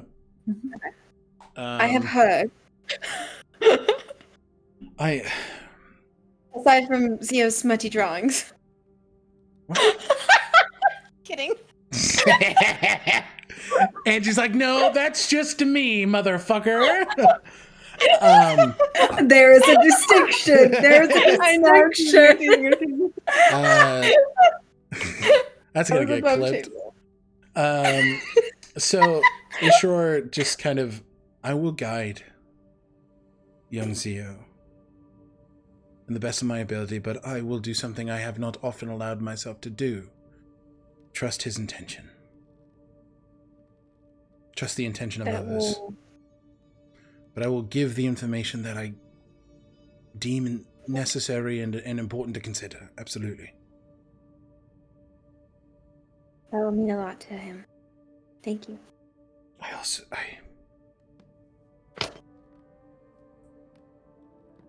I realize in this conversation, and since I've left you last, that I am far more similar to Casimir Bray than I would like to admit.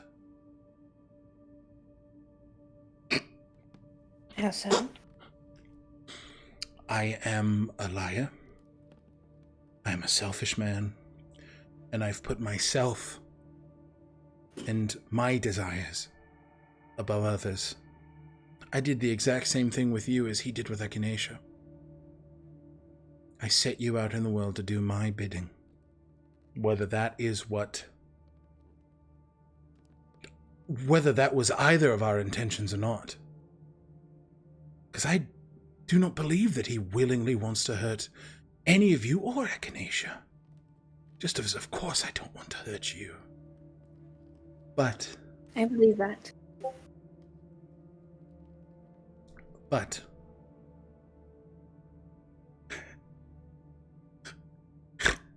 I gotta close the player chat. I can't be reading that shit anymore.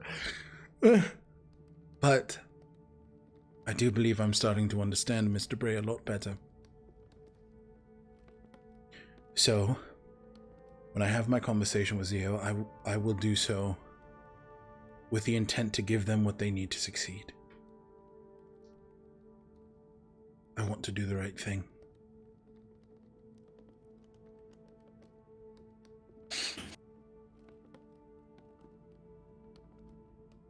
That's good to hear. I want to help you. I know it is hard, and I know you have your patterns. And sometimes you need new and challenge and support to break them.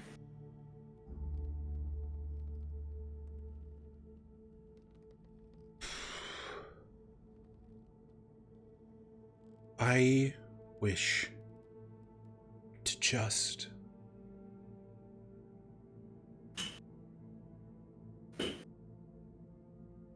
to just do the right thing. And I will do the Theriums and Cyberhome. Having a dragon on your side will be instrumental in your success. I will do what I can. I promise. Wonderful. Thank you. Ishror? Yes. The people that you think have pushed you away or left your life. Serini, Gale, those are not people that you want in your life. You are listing people that your values, your goals, they have become something that you cannot control. And maybe there was something that you could do to help guide Gale in her formative years towards a more benevolent perspective, but you can't know. I have met her and I do not see much hope. And I have not met Zarini, but I have heard stories. I pray that you don't. And I will not. But he's not right now. So, I don't know. Don't let their actions weigh too heavily down. She just like fizzles, but Ishror leans forward and offers palms up, his hands to Lazuli. Takes them. I hope that one day I get to be half the person you are. I find myself looking up to you in these moments. We are not teacher and student. We are both learning together. I was taught how to learn from a very wise person and how to love. I attribute that to you. Though you have a past, and it might be something that you wish to avoid, the person who you are and were whenever you took me in had already grown a considerable amount and helped form who I am. And together, we will right the wrongs of your past. And make an incredible and intriguing future. There is so much. And Lapis is brilliant, and Aura is incredibly fun, and could even potentially get you excited about socializing. Potentially. I doubt in your it. own way. Just saying, it makes my skin crawl. But I will say These this. are two people that have combined their energies, as I'm a wellspring, a product of a wellspring, and I think if you love me, then there is potential to love them, and I think it could be good. Uncomfortable, but good. I think you are right. But I leave you with this one last wisdom. Oh? My wrongs are not yours to right. Nor are they your group's. They are mine. And I will do that in the way that best serves me, and in a way that does not hinder any of you. I promise. Very well.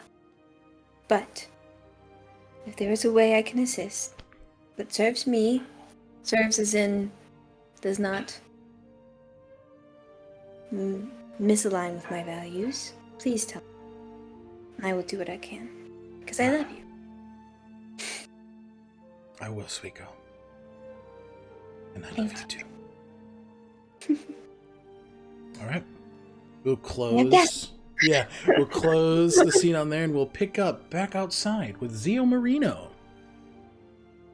You hear this sort of wash of water that's hitting this pond, but then it sounds more like a wave coming in and crashing on rocks.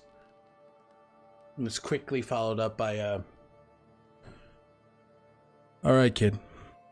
We can talk now. Bit longer than 25 words. God, I hate that spell.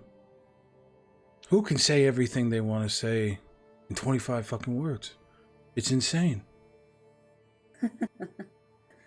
We're using the the sending snails. Yeah, the sending I'm snails. calling them sending snails just for me. 100%, yeah. um, So those googly-eyed fucks from One Piece. yeah. Hate it Transponders, here. sending snails. Awful. Zio, at the sound of their father's voice, they sit up. I feel like they would have fallen asleep, like Yeah, nap. yeah.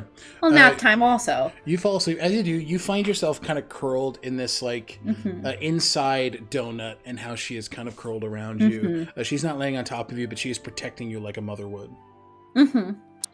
So I think Zio bolts upright and says, "Haha, yeah, but I'm glad I actually have the spell now." So It's good to I have. can't really complain. You It's alright?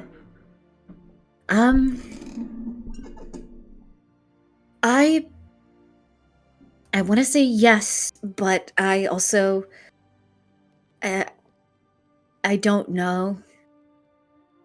There's been new developments, new things I've learned, and new people I've met. One of those people knows you.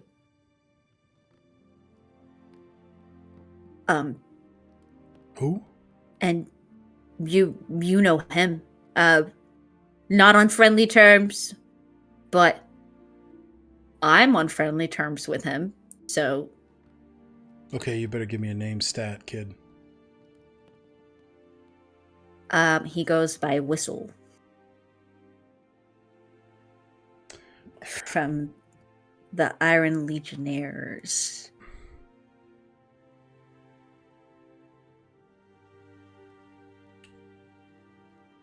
Are you in trouble? No, I'm not in trouble.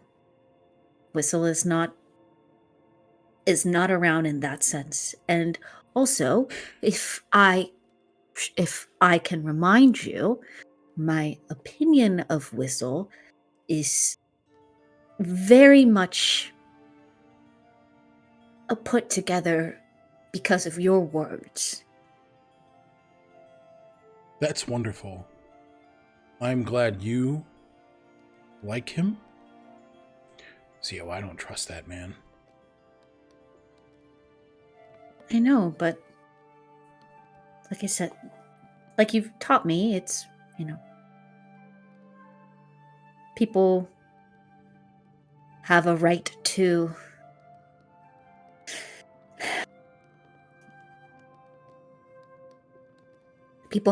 at second chances. So People think do. People have a right at second chances. People also have the right not to forgive anybody. Whistle is a man that marched on our shores, rendered me useless for a month, 2 times, and almost took our home from us. That is not something I am quick to forgive. You are your own person, and I'm not going to tell you who to engage with and who not to engage with, but I am going to ease caution, because you are my child, and I know what that man is capable of.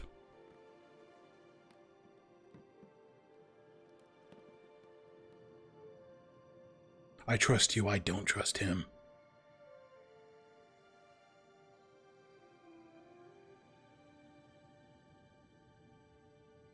Dad, I'm calling you because I don't trust myself. What do you I mean? wanted to speak to you because I don't trust myself. You know what he's capable of, but you don't know what I'm capable of. What are you capable of? You're scaring me, Zio.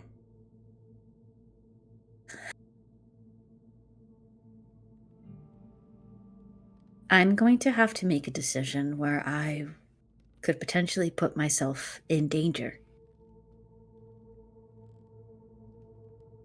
For the sake of a better tomorrow.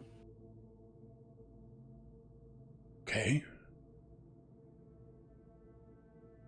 In what way?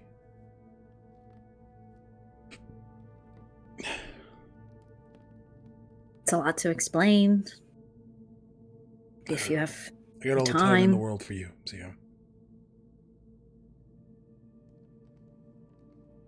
Zio tells Yeah. Iola's everything. Yeah. Tells Iola's about the immediate feelings of loneliness once they touched shore in the mainland Tolesh. Of hearing Istris reach out to them. Of finding what seemed to have been a kindred spirit of wanting change in one way or another, even though there was no real explanation for it. Coming back that one time and telling them of all of the exciting things that he had already accomplished with the Bright Fury, and in that, letting Iolis know that in that visit, Istris was already present. In a much quieter sense, but he was already present. And they explain about being given the task of finding the primordial orbs. Explain the power that it comes with it. Of searching for the next one. And meeting Wit on the way there. How that began the questions of who Istris, why he wanted to do this, the lack, everything, all the way, it tells everything all the way to Alma, why Zio warned him about Alma, and then now learning about the Divanthier, learning about Whistle being the reason why Zio has the answers because of that book. Yeah. And then So Alma, your grandma would be so disappointed. That's why you told Io not to go to Sunwall. Yep. It's a part of this. Yep. Okay. And if I'm understanding correctly, these primordials, they want to collect this current, which they have in these orbs. But the orbs themselves are poisoned. And they want to use that to destroy the primordial current. Which means destroying so much more. I know. It's not just a current, it's an entire source of magic. Hmm? The shamans here pull from it. Zio, you could have asked for help. There are people here. And you want to. I just want to make sure your dad's like one of those. He's a hands-on learner, right? So he's getting a lot of words and concepts and things thrown at him, and he's like, So Yeah. the way I see it, Istris sent you to find these orbs, to make you strong to fight off the other Tranquil? and to, in some way, carry out his vengeance over Sunwall. So then why are you still doing it? I'm not. But you're still looking for the Not- orbs. I am looking for the orbs, not to carry out Istris' will. I am no longer tied to Istris. I gave that up. And a different of the Tranquil found me. I wish you could see me now, Dad. I have feathers growing out of my face. What? What? I don't know if you're aware, if maybe Mom is aware, but I have their ancestry. You are just like your mother. You don't tell me shit. I'm telling you now. I don't get the chance. I don't have the way to talk to you. You could have told me some of this when we were in Iothalor, kid. Well, I didn't have all the answers back then. No, but being on the same page I could have helped you. I'm not chastising you. The Vacron, right? Mm-hmm. But Helitis is not. He's not urging me. He's not urging me in doing what he wants. He is giving me free will and to make my decision. And go ahead. I want to be just strong enough to not just protect myself, but also my friends. So my goal is not to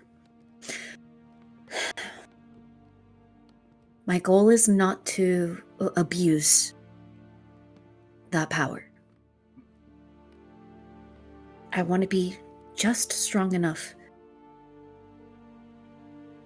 to be able to stand comfortably in opposition if I have to. I've said this to you many of times. You do not bring a sword to a parlay if you are not going to use it.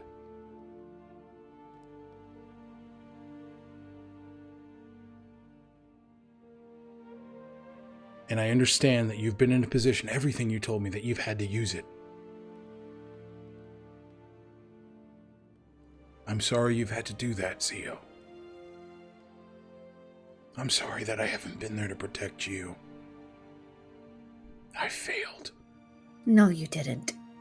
You are doing something that you feel that you feel is going to make you strong, right? To protect yourself, to protect your friends, to be able to protect yourselves against these elementals if things go awry. Am I understanding you correctly, son?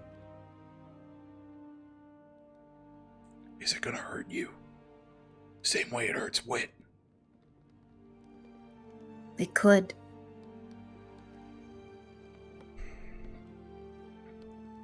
It's a sacrifice. You're 24 years old. What do you have to sacrifice? You've barely lived in the world. I am your father. I trust you to do what you think is right for yourself, but I am never going to approve of you doing something that's going to hurt you. So, I trust you. But I am scared for you, son. You think that this is the way forward?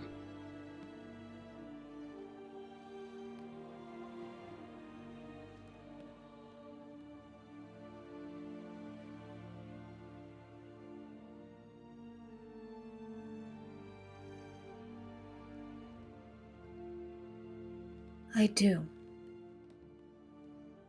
Okay. Like I said, I trust you to do what you think is best for you. I don't like it. It makes me scared. It makes me want to jump on a turtle, sail as long as it's going to take me to get to you, and bring you home. But I'm going to take a page out of Helitis' book. You are free to do whatever it is you want to do. I trust you to do what you think is best. I will ask you this. You check in with me every day. Be it a letter, be it a sending, be it a message in the clouds. I don't care what it is, kid. I want to hear from you every day. Try. And when you try, you do your best. That's all I could ever ask of you. just you taught me. You said that.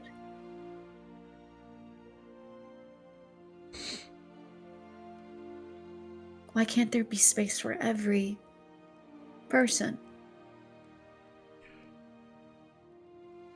Come together.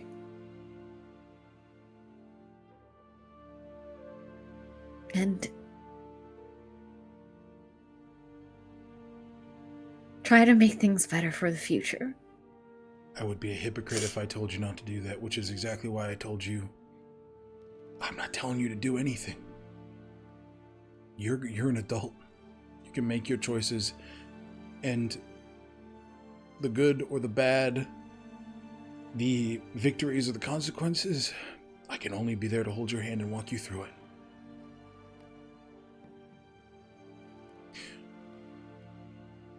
I would be a hypocrite to tell you to do anything else than what you want to do. And I'm not telling you to do anything else than what you want to do. Fighting for people to have space, that is honorable. But I hope that you learn a lesson from me, another one. You don't have to make space for people at the expense of yourself. At the expense of your life.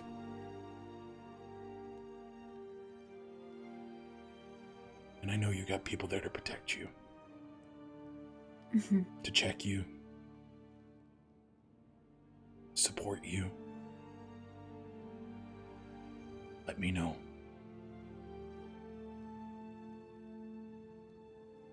I love you. And I trust you. I don't feel like I can say that enough, son. I trust you. You hear in the background, Zio.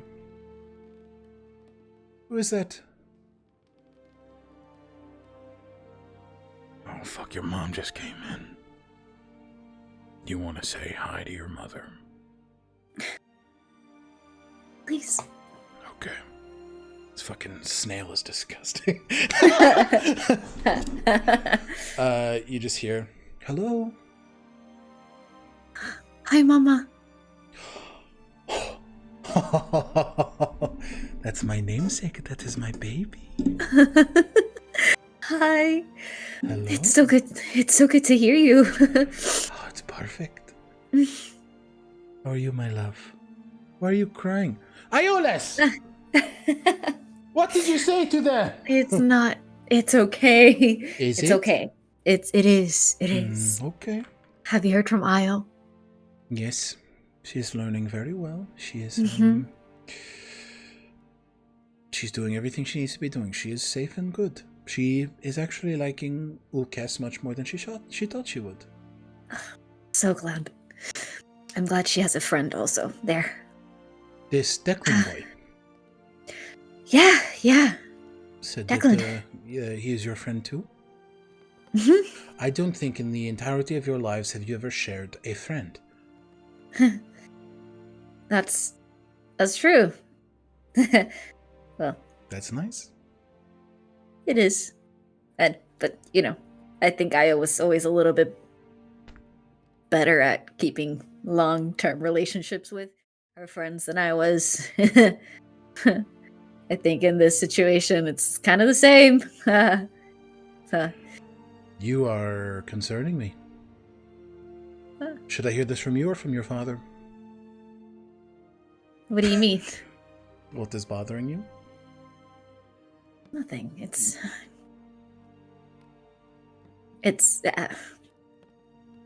Just life being turbulent? yes. Hmm. Exactly. Life is being turbulent, and I am facing it head on. I'm no longer with the Bright Fury, so that's a update. What? She's like, what do you mean? Do you have another hobby? You know that SNL bit with Pedro Pascal? My son don't have ADD. This is Eomar. Yeah. Well, do you have activities Exactly. keeping you stimulated? Yes, I have a group of friends that I am traveling with, More than one? and yes.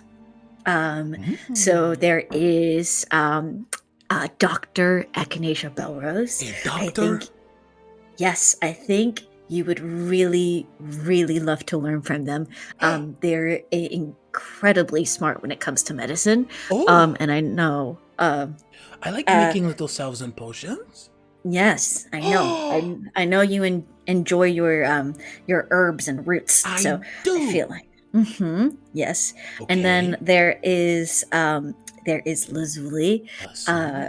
Lazuli is a fairy, a fae, and oh my god! also I've read very- so many stories about fairies. yes, and I would say a much better shot than even me. Modesty. Also very smart, and likes to work with trinkets, and it's she's like your she's sister. very cute. Yes. Oh yes, very much like Io. And then there is Kaylin, who is a cleric, and there's we just recently got and he's like You're describing telling he everybody? described crazy Kaylin, and then he's like, and then there's Whistle from the Ever Illusionary, and then there's Luz. He like says it very quickly, like A whistle from the what? And then there's Lucian, who's Lucian. a half Batman. Batman. Yeah, Batman. Oh, incredible. Just keeps talking and saying people and completely glossing over Whistle. You've done the incredible thing where you've looped the Hispanic mother around in the conversation, and she's like, "Oh, that's crazy." Yeah, 100%. It's worked. But it is good to hear you, and I'm glad you're okay. I'll give you back to your papa right now, but I love you. I miss you. You should all come for dinner whenever you can. I would love to see you. We might be heading to the Isles at some point in the future. We probably have business there. Whenever that is, Mr. Important Zio Marino, just let me know. Love you, Mama. I love you too. I also was like, don't shove me. Zio, do what makes sense to you, and remember this. Sounds like the orbs are that sickness. The current itself is strong.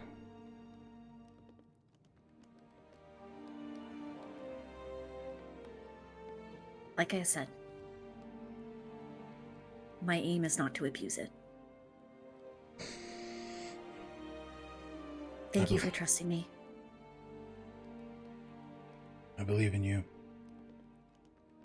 And if you need help, you call me.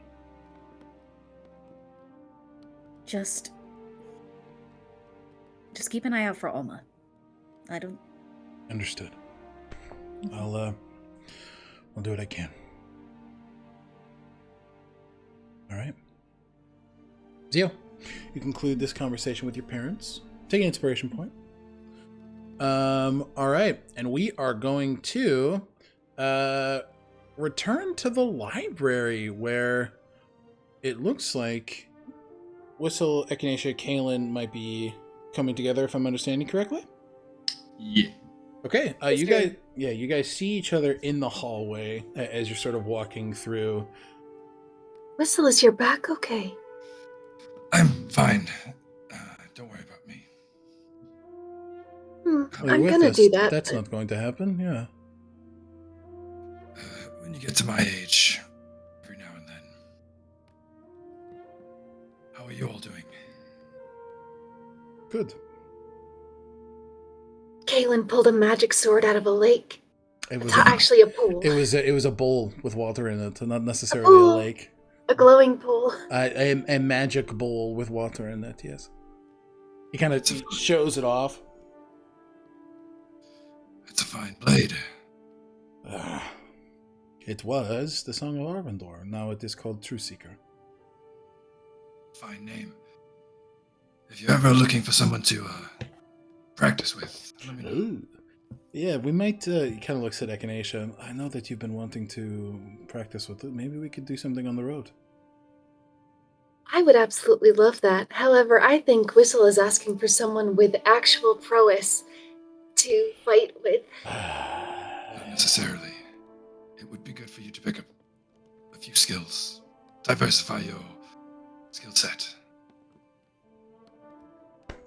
They pull out their second thought. It's still sheathed, but they go, keep your eye on your target. And then they look back and forth between Kaelin and Whistle and are like, so what happens if there are two?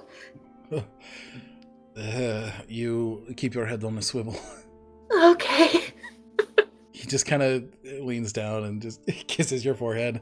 We'll touch base when we get there, but I would happily, with the group or one-on-one, would be happy to spar you. Whatever works. You headed into the library? Yes, hoping to do a little bit of research on the Divanthea. Good. And maybe peruse some information about dragons. Lucky for you, I know how it's organized. That is lucky. Kaylin's like the excited boyfriend that's like, yeah, they remember. Oh. And Whistle knows that you've been amnesiac, right? Mm-hmm. How does it feel?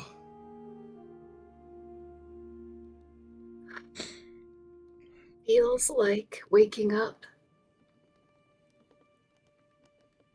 It feels like waking up and everything is exactly the way you'd hoped it would be.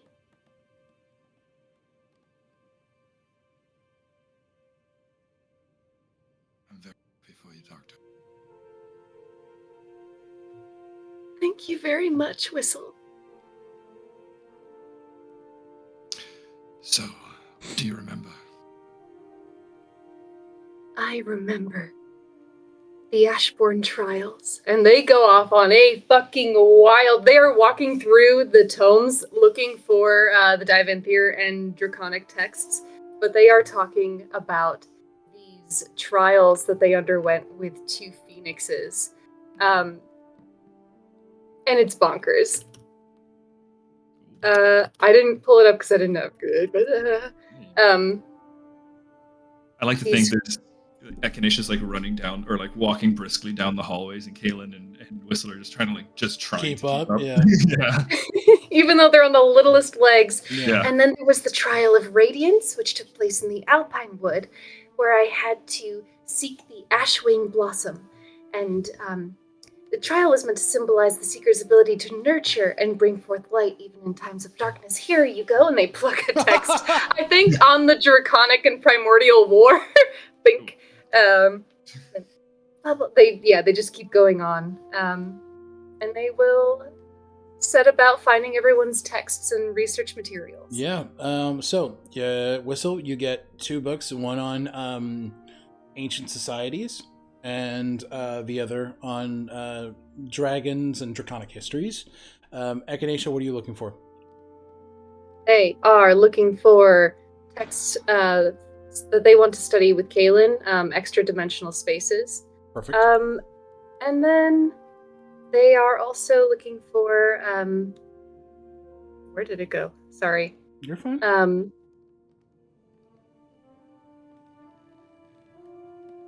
They will try to find something on star dragons as well. Star dragons. Okay. In that, you find actually a 3rd volume of the Cult Bestiary that is specifically draconic and draconic lineage. So you're absolutely able to pull that. It's specifically a book, like it'll detail like wyverns, worms, drakes, all of that shit. Okay, but yeah. We can trade off on this one. Okay. Both of you give me a perception check, please. Echinacea, this is a space you're familiar with. Do so with advantage. Perception. Perception! I rolled 2 8s for an 11. Oh, I should roll the dice that I cooked. Yeah, what In the the fuck Oh is wrong god, with you? same here. That's 13 though. Okay. None of The you... sanguine dice is gross, by the way. I'm just gonna say I gotta change that. You gotta change it. I gotta roll for Kaelin. Damn. Both of you are just kind of like starting to pick these books up and like find a table for yourselves. You're like focused on the task at hand, and you just see Kaylin go. Do you look in the direction? Absolutely. You see Lucian lurking behind a bookshelf with like 3 books and like 2 pieces of folded parchment. He's like, he goes behind the bookshelf. Why are you hiding? What? I'm not. Oh, all right. He just walks out defeated. I just like getting the jump on people. I just don't know why. I like it. Hello? Would you like to try again? We can pretend No, we can see you. it wouldn't mean anything. Hello? Kaden, you're going to be a problem. I know. I'm quite perceptive. What do you got? What do you have there? I'm digging into my assignment, so I have the beginning plans of the Sunwall Academy. So, floor plans from its construction. It might not be exact, but it'll at least be a very good base for us to start with. This way, we can all sit down, begin to memorize the floor plan, and tackle the academy with a bit of confidence when we do. On that same line of thought, is there anything in this collection about Cyberhome? Grabs 2 books. Yes. Look at you. I'm trying. I like books. All right. Well, may I join you? Please. Sits down. Lucian opens up the floor plans. You can see he takes out a notebook and just starts like making notes and like making these small sketches and just kind of. You guys can both see that he's creating plans of attack and entry. He's kind of constructing a way for all of you to kind of navigate the Sunwall Academy with relative safety. You can see that he's drawing the map as it is, but at like Xing out rooms and replacing them with what they are now. It looks like he's trying to make his own updated map. Okay. Whistle's probably planned an assault or 2 in his day. Yeah. Can he assist? Go ahead and give me a roll. What do you think would make sense for you to roll here as Whistle? Investigation? Yeah, give me an investigation or a history. Sure. That's my history. Investigation's better. Gotta use my cook dice. That's an 18.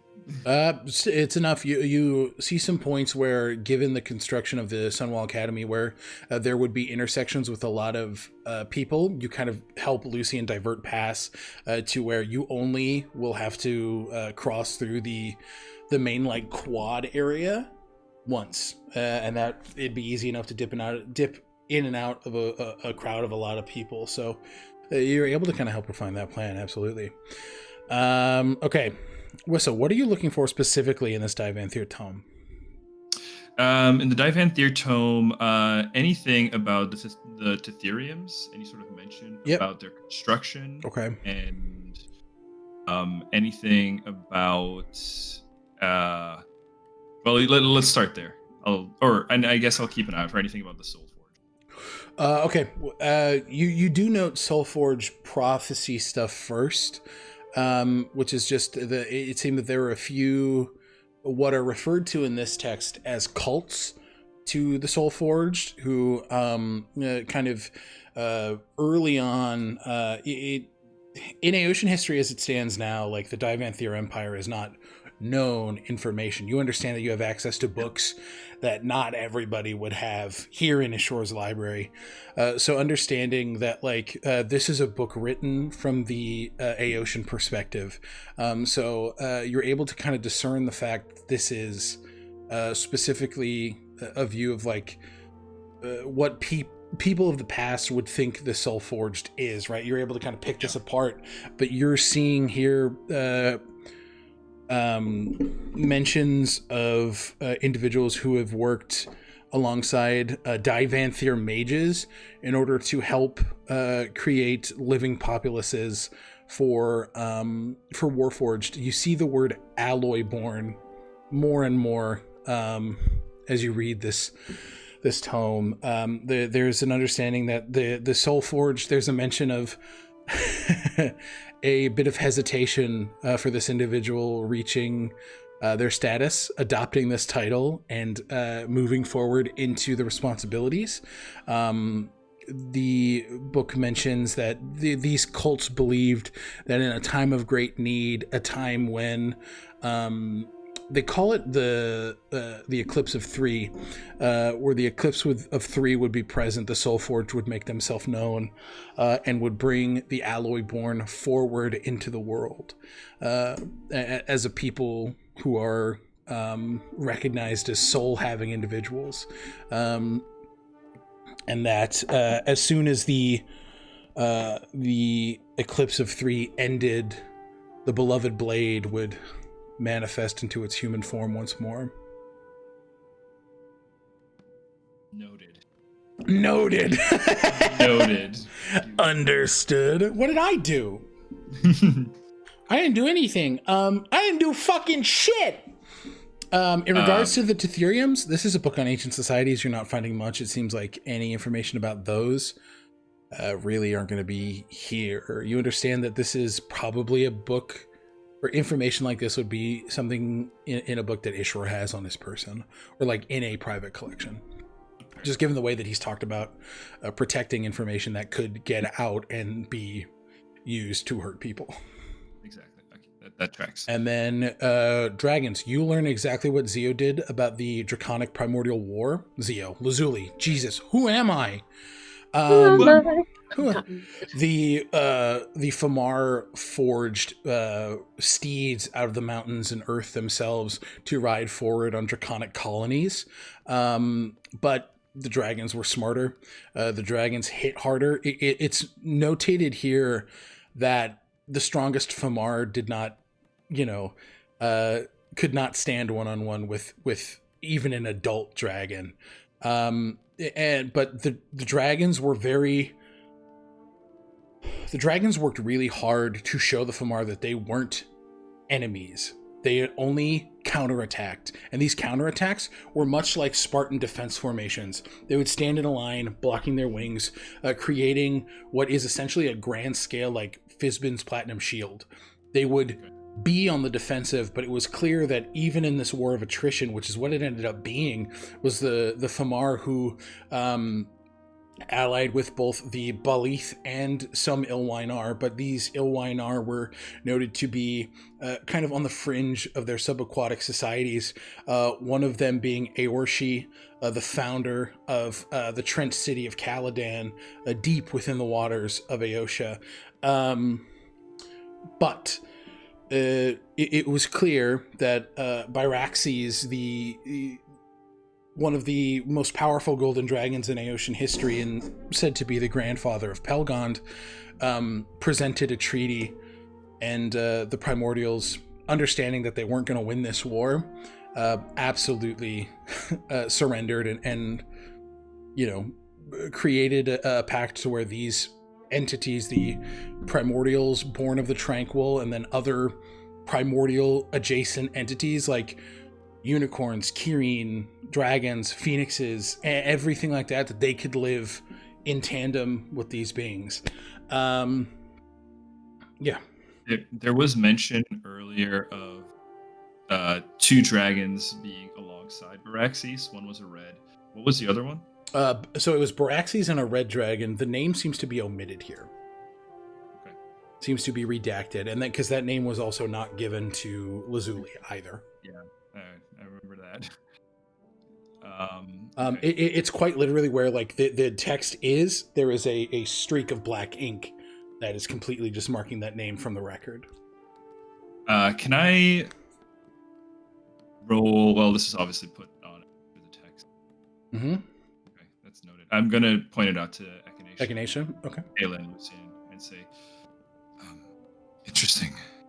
Right here. The name of Byraxes' ally. that's hard to say in this voice. Byraxes. Byraxes' ally. Lucian's like, do you mind? Please. Perfect. Do you think Oh, no. You first. Sorry. No, please. Well, names have power. So what if this entity had his name stricken from the world? Ooh. Would that be just above table? Would that be a magical effect? It would be. Right. Does this then look like a magical effect this or point, a manual? at this point, this looks like a manual personhood.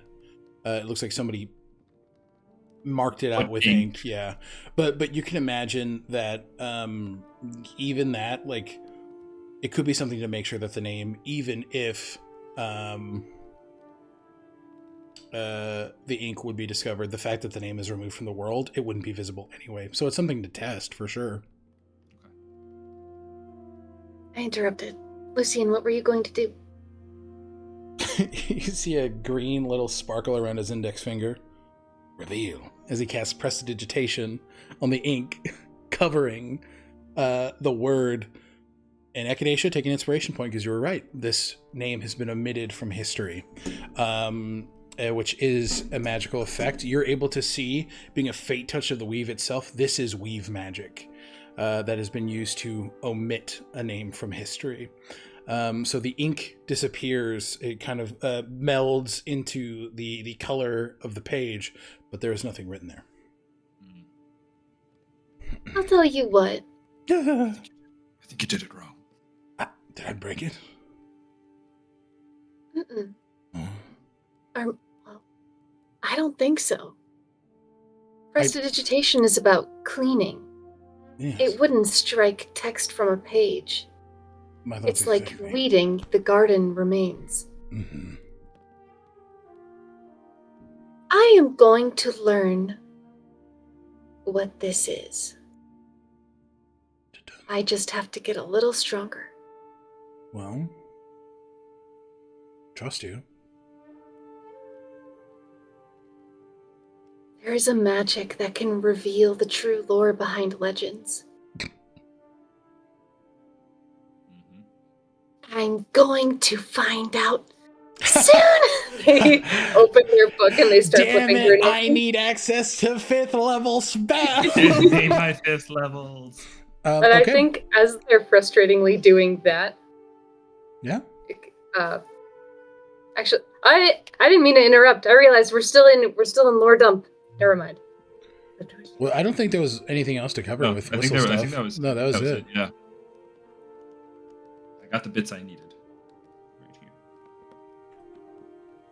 Then, as they are flipping through, there's so much that they need to learn. And right now they're looking at the text on extra-dimensional spaces with the intent of developing their library with Kaylin. But I think as they do it, there is this unconscious desire to wield magic for their party. And though they want to cast legend lore right now and learn the truth of what this is for Whistle, they can't. So instead, a scroll levitates out of their bag of holding. And from their pouch of coins, gold starts to drift skyward. And like the antithesis of Rumpelstiltskin, the gold becomes golden threads. And the threads start to weave themselves onto the page of the spell book that Pharos gave them. This text that has creeping bramble around the outside of its wine red cover. And the pages start flipping to life and spinning incredibly fast. And as they are reading this book on extra-dimensional texts, their finger is unconsciously scribbling with the manifestation of their red phoenix quill. And in a rapid amount of time for a wizard, they copy down secret chest and a chest opens next to the table where everyone is sitting. You hear as you are writing. Oh, well, that's a good spell. That wasn't always there, was it? No. Was that voice Aedwulf? Nope. You see on the page in the corner next to the spell that you've created, the image of a phoenix in ink. Pharos.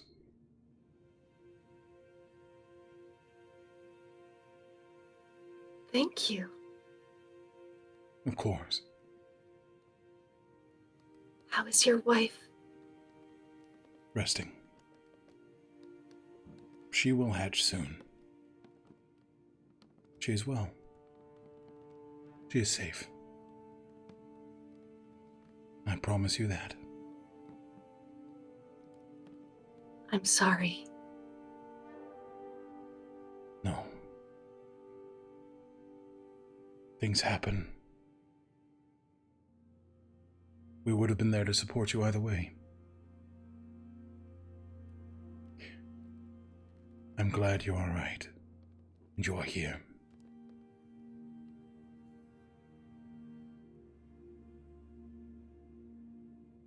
Thank you for this gift. Sorry it took so long for me to get it to you. Oh, I was being very difficult to find, I think. Well, you were charting your own path.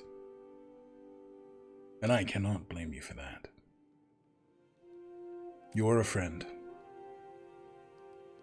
Forever and always. So, that's what the Ashbourne trials are for. You have proof that.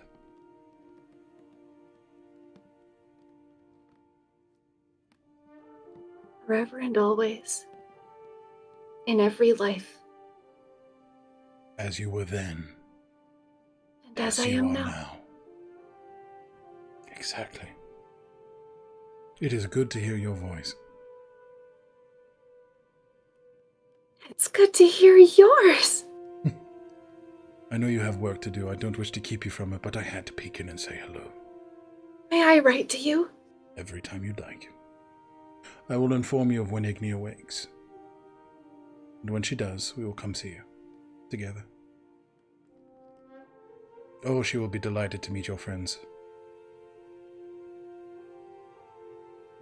I cannot wait to meet you anew.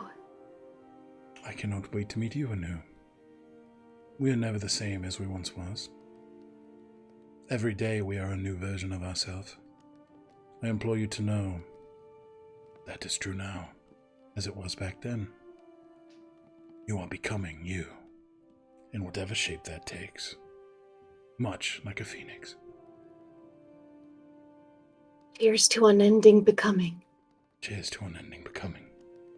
You summon the secret chest as the ink of Pharos fades into the spell text that you've just crafted. Yes. Yes. Okay, they start, they put the scroll of true resurrection that they showed, You're like, get in there! get in there! Get in there! That they showed Whistle. Okay, this chest, it goes into an extra dimensional space that no one can fucking touch. Except for me, when I pull it out. His eyes light up. So if you want to hide your book... Yes. You throw the book in there.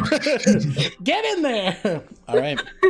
I will say, you also, I don't want to lose the thread too much, you also gain access to a ritual that creates what is called a nexus, which is a central hub for an extra dimensional space. You will have to intentionally cast. The casting takes 4 hours, but once a week you will have to perform this ritual, and this nexus will show up in a year's time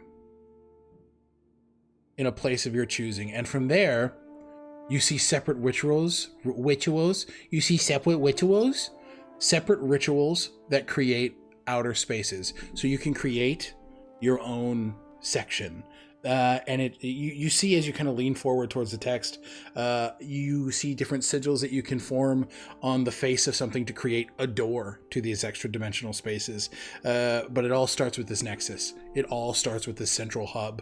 But you and Kaylin both just kind of go, that could be the library.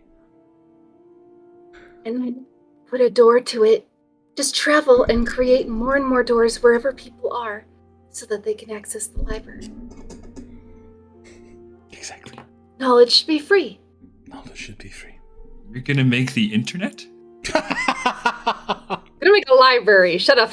And Wikipedia. Wikipedia. You're gonna make Wikipedia. And you were also looking at star dragons?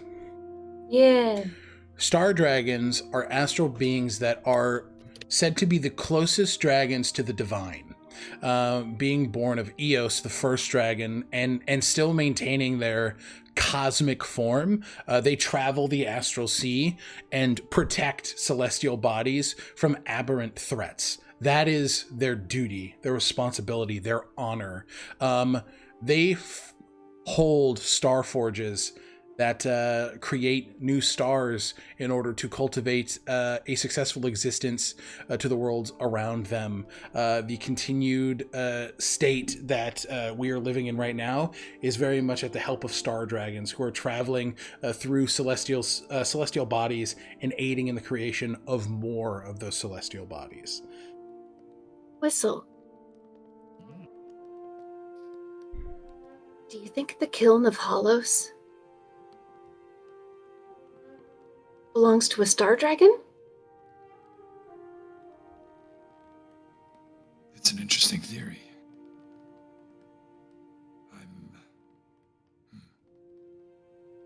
Might be worth looking into.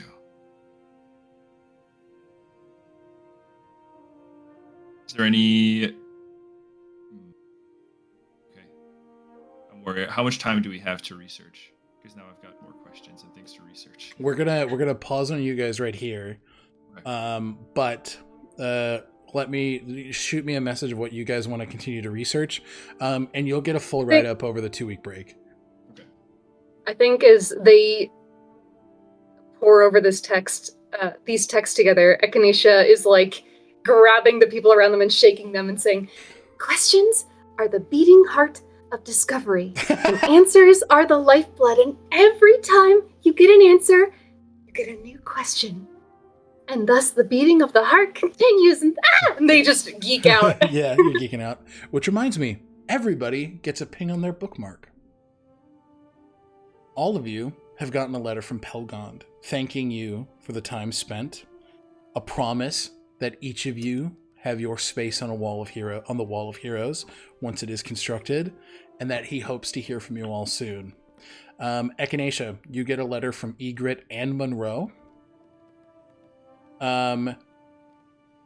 Lazuli, you get a letter from Richter. And am I correct in remembering that Declan got one too?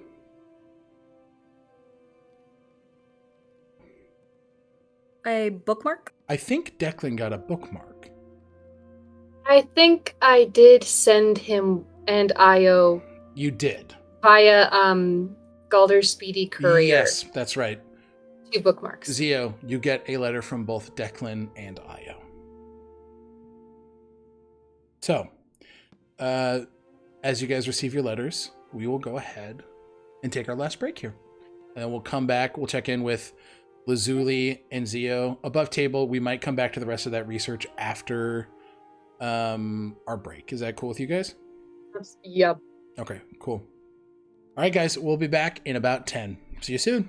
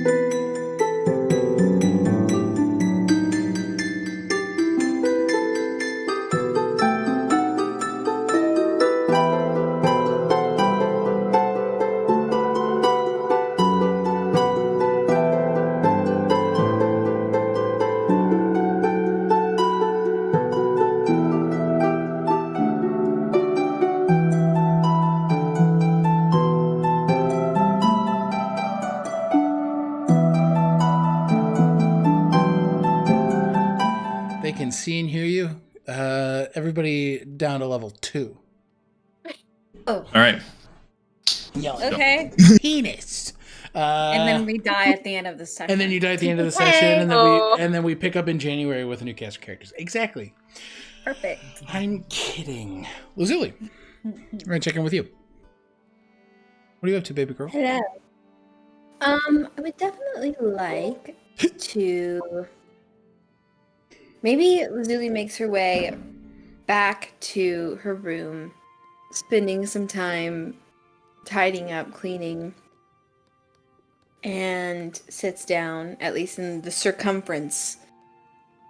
Cleaning maybe is just shoving shit into a taller pile, but finding some space and toying around with these charms, trying to understand them. And she knows that she's able to make one after using one of her hag pact. Yes, ability. signature spells, which for you would be Revivify, and then the other one is Circle of Death. Okay, what is Circle of Death? It's a spell you don't have access to yet. Okay. It's a 6th level spell, I believe, and I think as a ranger you wouldn't get it, but as a warlock you would. Got it. Okay. Okay. And she's denoting all of this in her journal. Just marking down like what she can tell about these charms and just trying to make space for herself in this room and understanding how she wants to. And then we'll eventually, once she feels like she's met the threshold of her knowledge of these like witch charms, right? Exactly. They are charms used by both hags and hedge witches. And in the latter, they often give these to people in underserved communities. It's magic that a lot of people do not financially or innately have access to. So it is something that is often given to people in need to service those communities. You have a great power here to utilize death and bring people back from it without cost. But the cost is this pact and what it does to you. The choice, as you've discovered, or the choice of how you use that is solely up to you. And so you're understanding that these charms, like when you use this spell, or I believe there are other ways that you can craft them, like more. There's something I didn't have up. Puppy. Sorry. You're fine. Got to say hello to the puppy. I'm gonna grab my notebook so I can take notes. Okay. Yep.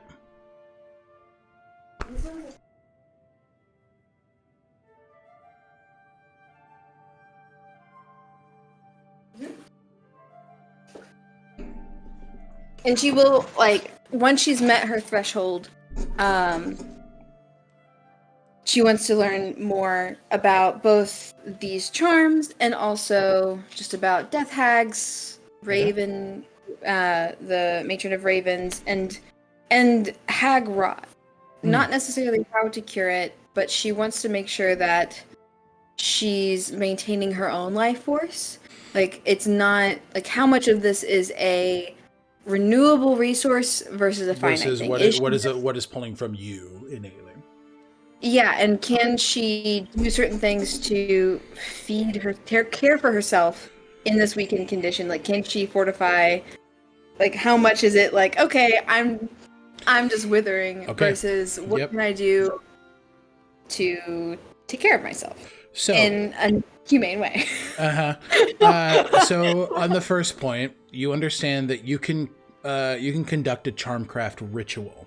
In order to do so, you need to expend your highest level spell slot and perform an hour-long ritual. And you need the following material components. And this is all in the I remember the feat that you have. Yeah, so that's the other way that you can create it. So it's just like 50 gold, a cubic inch of the desired medium from the for the charm, 5 GP worth of incense, ashes of mistletoe, and then your blood. In regards to how you can sustain yourself without, taking lives or anything like that, you can make lesser deals. You can create your own. You're connected to the Ith now. And whether you decide to be a hag, whether you decide to be a witch, that is up to you. So you can make pacts with individuals who need, and those pacts can also be you doing service.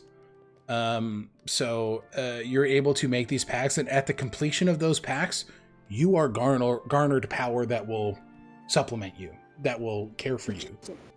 Okay. You then draw forth on the divine feminine that is the Ith. You pull in that magic into yourself and are able to... What, Andy? I'm sorry. I just like the divine feminine. Sorry. Are you gay for a source of magic right now? I'm just sorry. For a moment, it really hit me. I was like, yes. Yes. I'm sorry. No, you're fine. You're fine. That unfortunately means that there's a divine masculine magic source. Uh-oh. Yeah, What is it called? There isn't. No. Giga Chad. But Giga Chad's endearing, actually. Anyway, you draw forth from the Ith and her power. With these packs, you're going to be able to suffuse yourself. The weakened constitution, it's not going to affect you as much, but it will take... You understand that it's going to take you about 5 packs or deals before you start garnering the benefits of those. What if my pact is with a dragon? Doesn't matter. That's still one pact. In the eyes of the Ith, a pact is a pact. Okay. They are all equal. Got it. In word Got it, and got it, intention, that's what matters, yeah. In regards to looking into death hags, they are often spoken about in a negative connotation. Right. They often feed on the death of communities. You read a lot of stories about death hags disguising themselves as plague doctors, kind of moving their way through small settlements and cities, and instead of serving the community, they're taking the power of the dead there and spreading this bit of corruption and plague in order to feed themselves. These pacts end up being these promises of being to a better place. Because Fey contracts are binding, right? So this no longer suffering, or no longer, the very, very obscure language that is abused by these individuals. But you also read of read of covens of benevolent death hags that are more akin to nurses who help people who feel as if they help people kind of walk their path to the afterlife if they feel ready, like if they're kind of old. And it's a lot of people who sort of fall outside of the reach of the alloyed pantheon, right? They seek out like the sort of occult, and these individuals bring them peace in their final moments, and kind of take on that power, but they use it to uphold communities, much like you are planning to do with Fairfall charms and things of that nature, to garner the favor of the matron. You understand that you're doing so. You're not taking the concept of death and using it to your own benefit, right? You are putting others in front of yourself, and that is very much the energy that she exudes. Undeath that takes away someone's autonomy. So like dark magics that bring people back against their will, that is what she fights against. Actively using your power over over undeath to siphon the life. It is unfortunate that Nivien comes to mind. Ileana, known as Sly, come to mind. Vampires that feed off of the life force to fuel undeath. That is absolutely frowned upon. It makes Ileana's words about Nivien and the concern she has for them very apparent. But as long as you're stamping out undeath that is rampant and that takes away people's autonomy, she's pretty stoked on that. What Pretty about stoked on that. What a fucking professional storyteller way to say that. Yeah, she's pretty okay? stoked What on about that. someone like the Ebony or Sir who is It depends. undead, but potentially still wanting to live?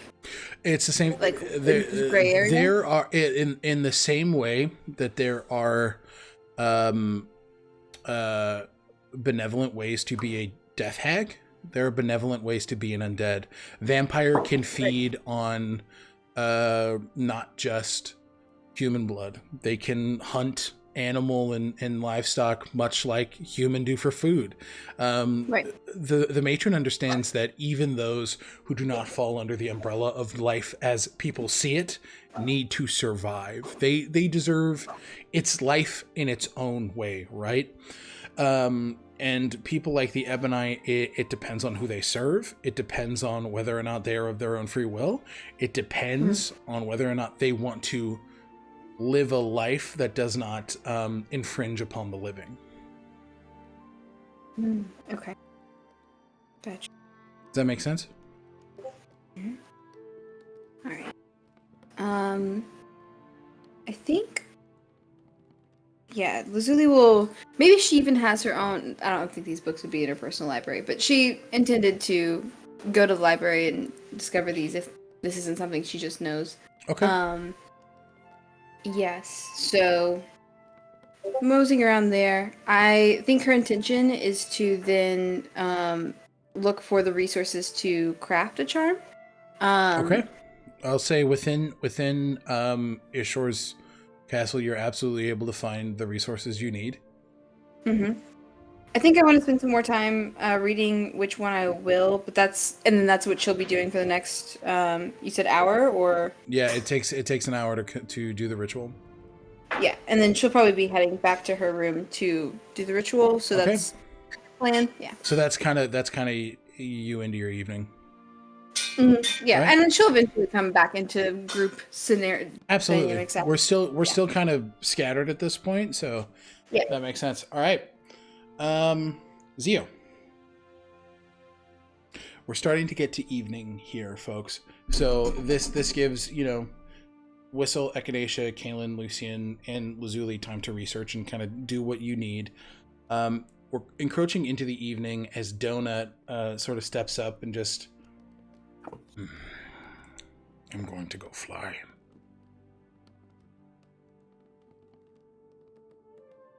I would join you, but I have an appointment to get to. I don't know what an appointment is, but it sounds important. It is. It's very important. Thank you, Donut, for keeping me company. Licks the side of your face. Ah. Thank you. Walks and just dives off of the side of the formation. As you hear... Hello, Zio. Zio turns around. Oh, I was just I'm assuming this is Ishror. It is, yes. Yeah. I was just about to find you. I figured we could do this someplace we're both comfortable. Oh. What about this place makes you comfortable? Look at it, it's beautiful. Yeah. The Wyvern chose a name today. Oh, what name? Donut. That is a very good name. It was a very good name. I did give her donuts this morning. I think that's why. It makes sense that Donut stuck with her. Yes. Mm-hmm. Yes. It does like pastries. I think you should give her pastries more often. I give her muffins every morning. She says that she does not get them. She's a liar. No, it just seemed like she said that you weren't really friends, so I thought that maybe you could... No. We will see what happens. So, you need these. How did you... I'm a smart man, Theo. I understand how you and Lazuli met, what you were both looking for, who you are tied to. I understand.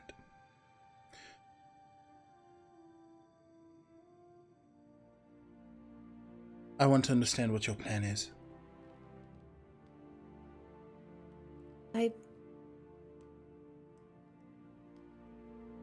Well, I want to understand. I didn't want to just ask for them without having a conversation with you about it first. Okay. I don't think they're a right. So We agree on that. yes. So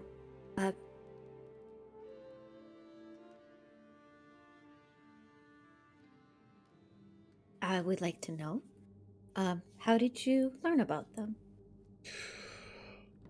I learned about what little I know about the Divanthier and the Theriums from books I found on said subjects. I learned that the Tetheriums were laced with a poison, and I thought that if they were collected and held somewhere safe, that they would not harm unsuspecting people who would take them in and suffer just by accidentally discovering something. So I took the ones I found. That is why I sent Lazuli out to find them, to bring them back to me.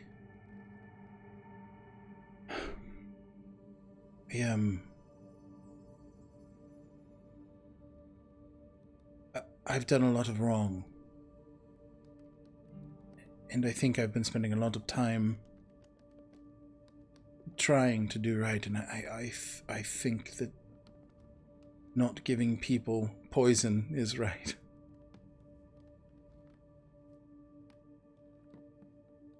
Did you ever provide Sunwall with the Tetheriums? No, I did not provide not in the way that I think you're insinuating. They were stolen from me and given to Sunwall. So they came from my possession to theirs, but I did not willingly give them to Sunwall. The last one we found, you heard all this, but it was thanks to the your that organization. The Preservium? Mm-hmm. They are not mine anymore. But yes. It makes sense that they, given Gale's resentment, it understands that she would seek something that I am seeking, that I have sought.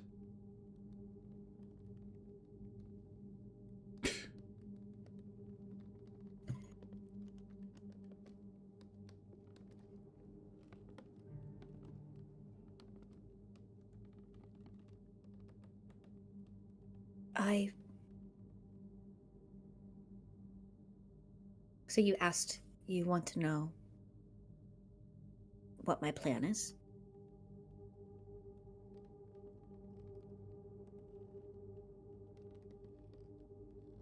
I have 3 orbs. All right. Within me already.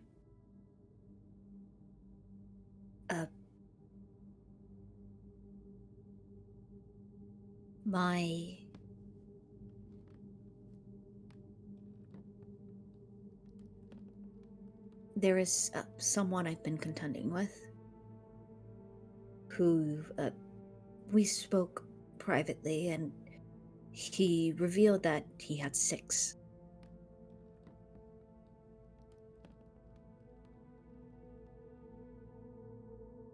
There is a part of me that wants to be able to meet someone like that eye to eye. And I know what that sounds like. I understand that I don't.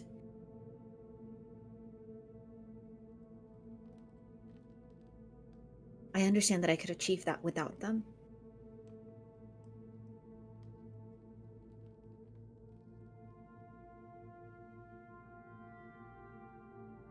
But then there's a smaller part of me that wants to take the risk so that I know. You want to be able to empathize.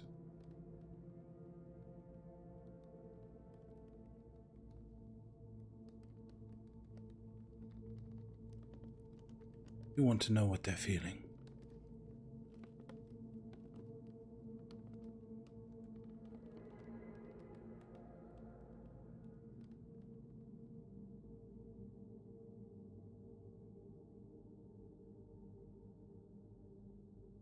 My body hasn't changed. I don't know if my body will change with it.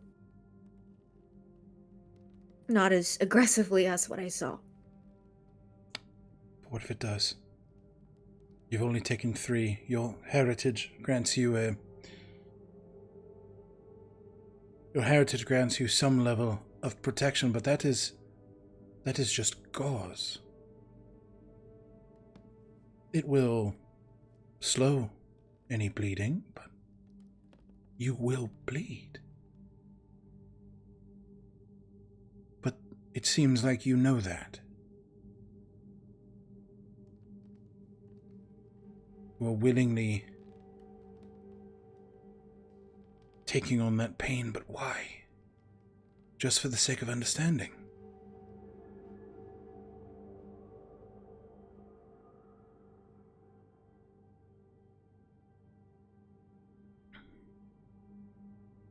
And I imagine that the power has something to do with it too, yes?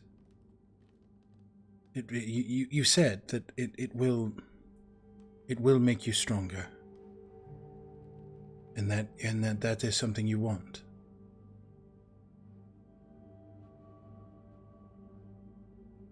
Embarrassing to admit, but yes.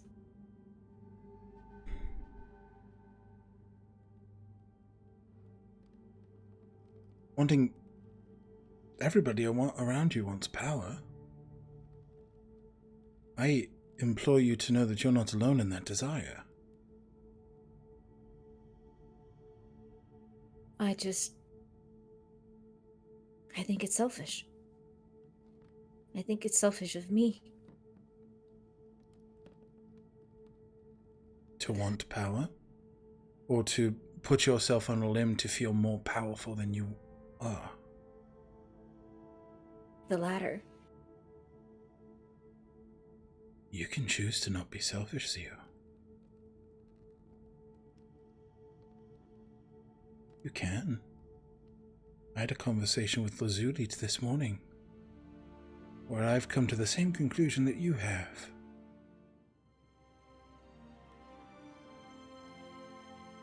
We've acted selfishly.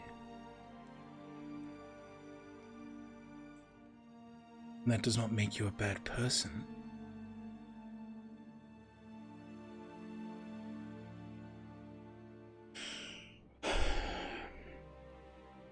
So you absorb how many? Because I have 6. That would put you at 9. That would give you vast power. But that would hurt you greatly. 3. And then what is done with the other 3?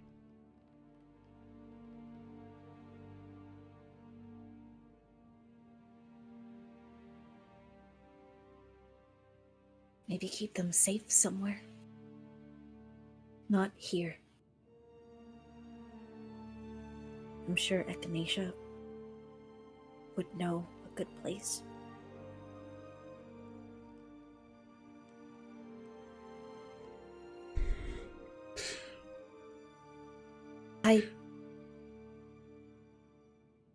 You're right, and hearing you say it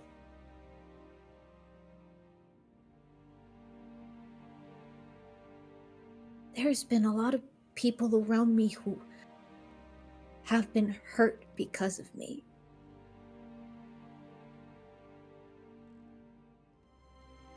And if I sacrifice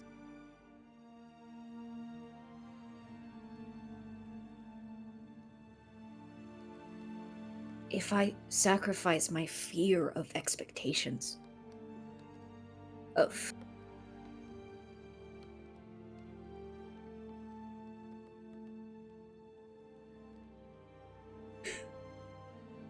how do I put it? If you sacrifice the fear of expectations, you will be free. Free of the things that you feel that you will do to disappoint people. To make them see you as less than you are. Can I tell you something? You are the only person that thinks that about yourself. Do you know how I know? Because I am the only person that thinks that way about myself.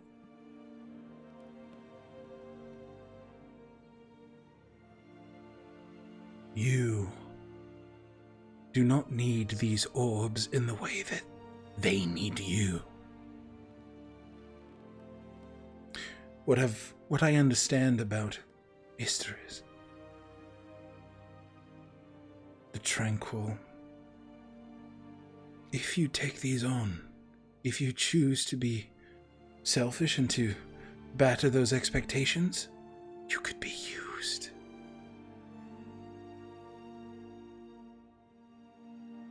You give them the ammunition they're looking for, this boy wit. You don't need to experience what he does to empathize with him, to show sympathy. And you don't need to give the primordials another bomb to use in case wit fails. I fear that might be your fate. You make your choices. I hope that you would tell me similar if you saw me running to hurt myself for the sake of others. Because, Mr. Marino, you are very strong. And I know that you won't feel that. I am a dragon of much age. I feel like an ant. So I could only imagine how hard it is for you.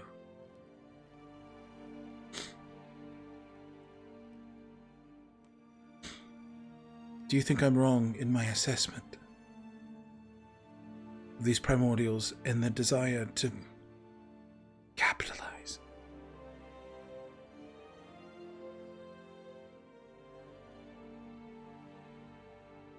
Any other way to help? You know. They won't listen to me. Then don't speak alone. Be loud.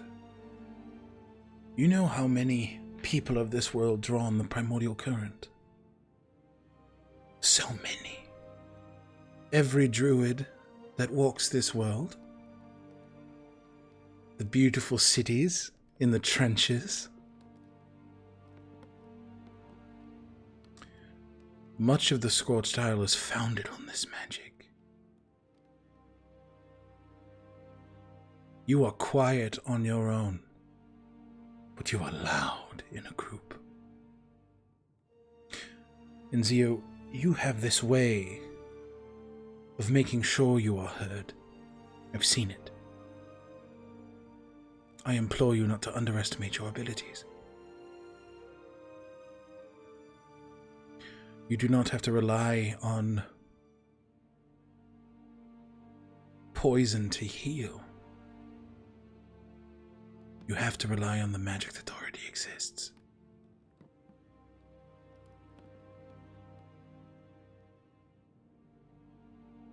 And please know that I understand I am a hypocrite. A big, silver-scaled hypocrite. But I hope for a better future. For you children. And I know you're not children, God. God, I know you are adults. But I see you as someone to protect. Lazuli is someone to protect. Echinacea is someone to protect. Whistle, I am not sure about. He terrifies me. But that is what I see. They'll carry poison. But we don't have to. And yet everyone else does.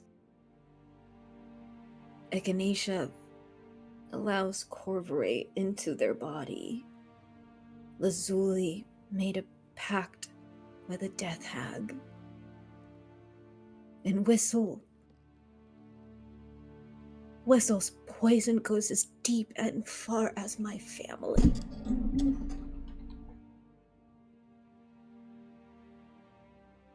They are all sacrificing something.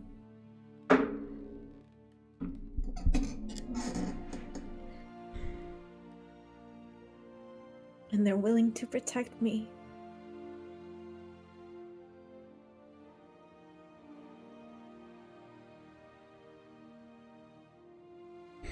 And they're all willing to do that to protect me and others.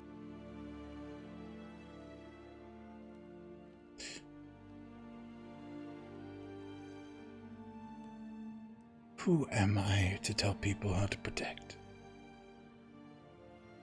I am, as I said, I've made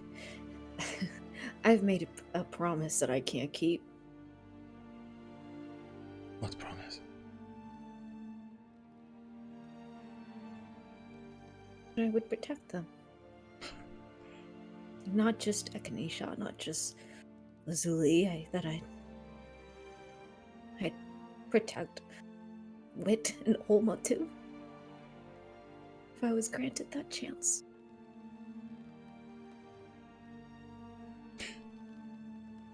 And maybe I can't do it without these orbs, but...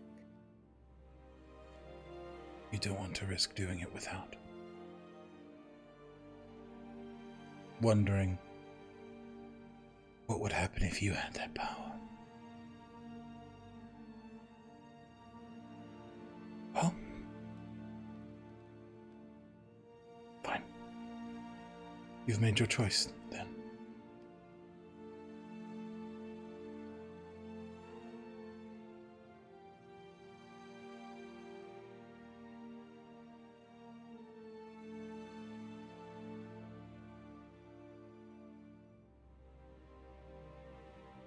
I have... And what is that choice?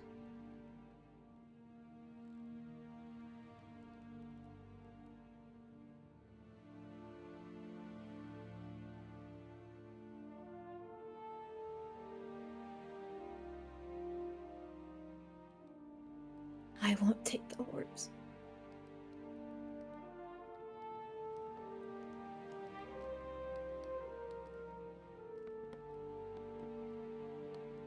You're sure?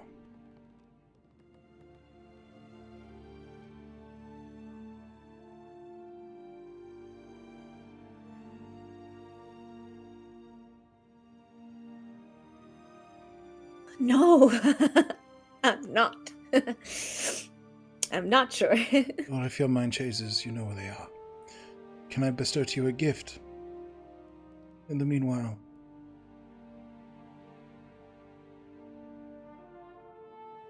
I think I'm made for gifts. everyone is made for gifts. Even those who think they are undeserving. You are deserving of kindness.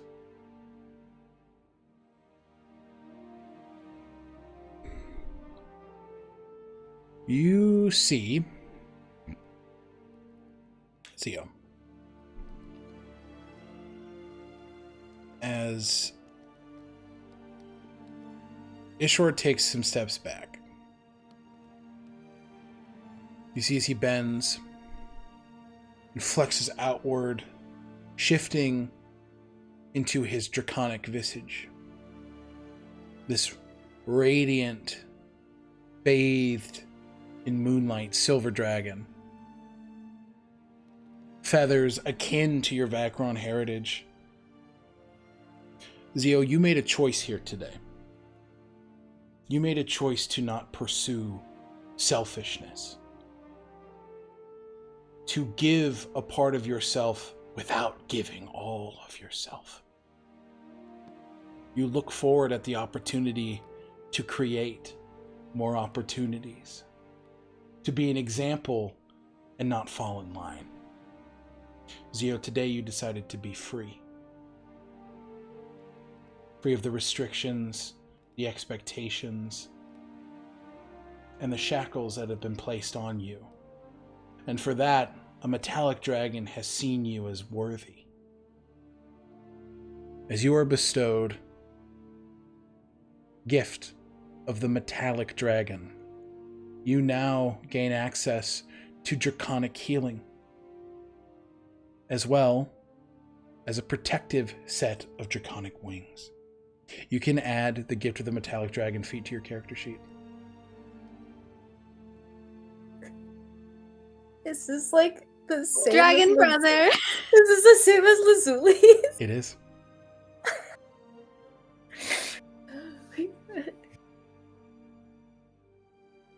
Oh wow. So does it appear as like a mark? You see, and we're going to go above table here for a moment, we're going to see a future that is not coming to pass. Zio, you take in these orbs, and as you do, from the scars that you received on the Baron's door, these translucent wind streams form on your person. A scar made for you, but exactly the same as Wit's. Instead of that translucent windstream, you see where wings would form on your back, you feel as cold draconic scales grow. Magic latent inside of you, able to manifest those wings at a moment's notice. You feel see as these astral projections of draconic scales and claws form your ability to heal. You have adopted the power of not only a silver dragon, but the power of one of your closest friends.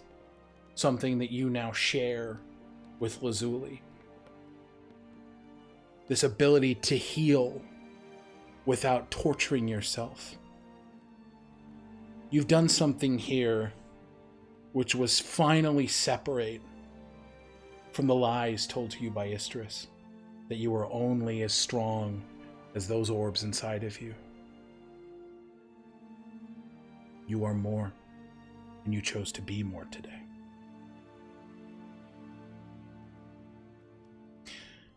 And as Zio takes in these scales, this gift, that is where we are going to call tonight's chapter of Known Realms. Tolesh, and everybody is level 9.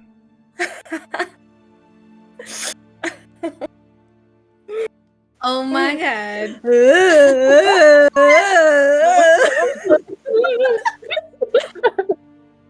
So, thank you guys. Sorry, you guys can outro yourself first, starting with David. Hey guys, I'm David. I've been playing Whistle, now level 9. Both he, him pronouns. You can catch me and stuff that I'm involved with over at Stealthy Elf Productions, including a couple of Pathfinder actual plays.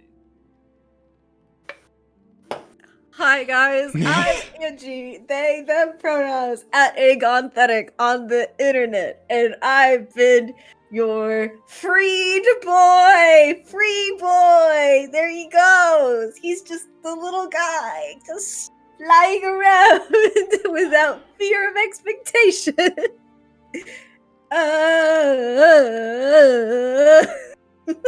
Blue. Lou. Hi, I'm Lou. I play Lazuli, who just got another sibling. In one way or another.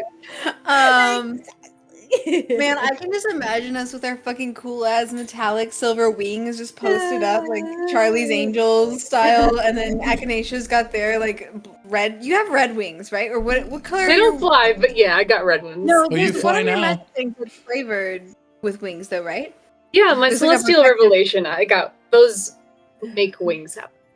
I imagine what color are they? They're red, right? Or no? Yeah. Or are they?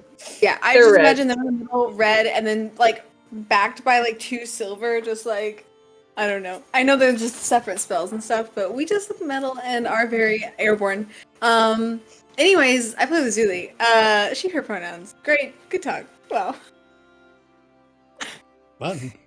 Oh god, yeah. Hello. My name is Button. My pronouns are they, them. I am Bluebluebutton on social media. I play Echinacea Belrose, and on every other Saturday, I play Cressida over on Stealthy Elf Productions. And you can catch me this Wednesday over at twitch.tv/roll_d5 playing sagas. Thank you. Wow, I'm an emotional wreck.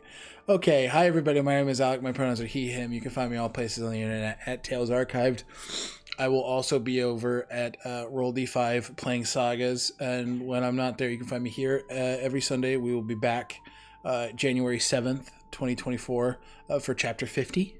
And you can also find me playing as Fenris over at Stealthy Elf Productions for Heroes of Asteria, Unearthed Inheritance. And given that this is the last session of the year, I want to go ahead and thank all 4 of my players for being here, for dedicating the time, for the trust, for telling this story with me, and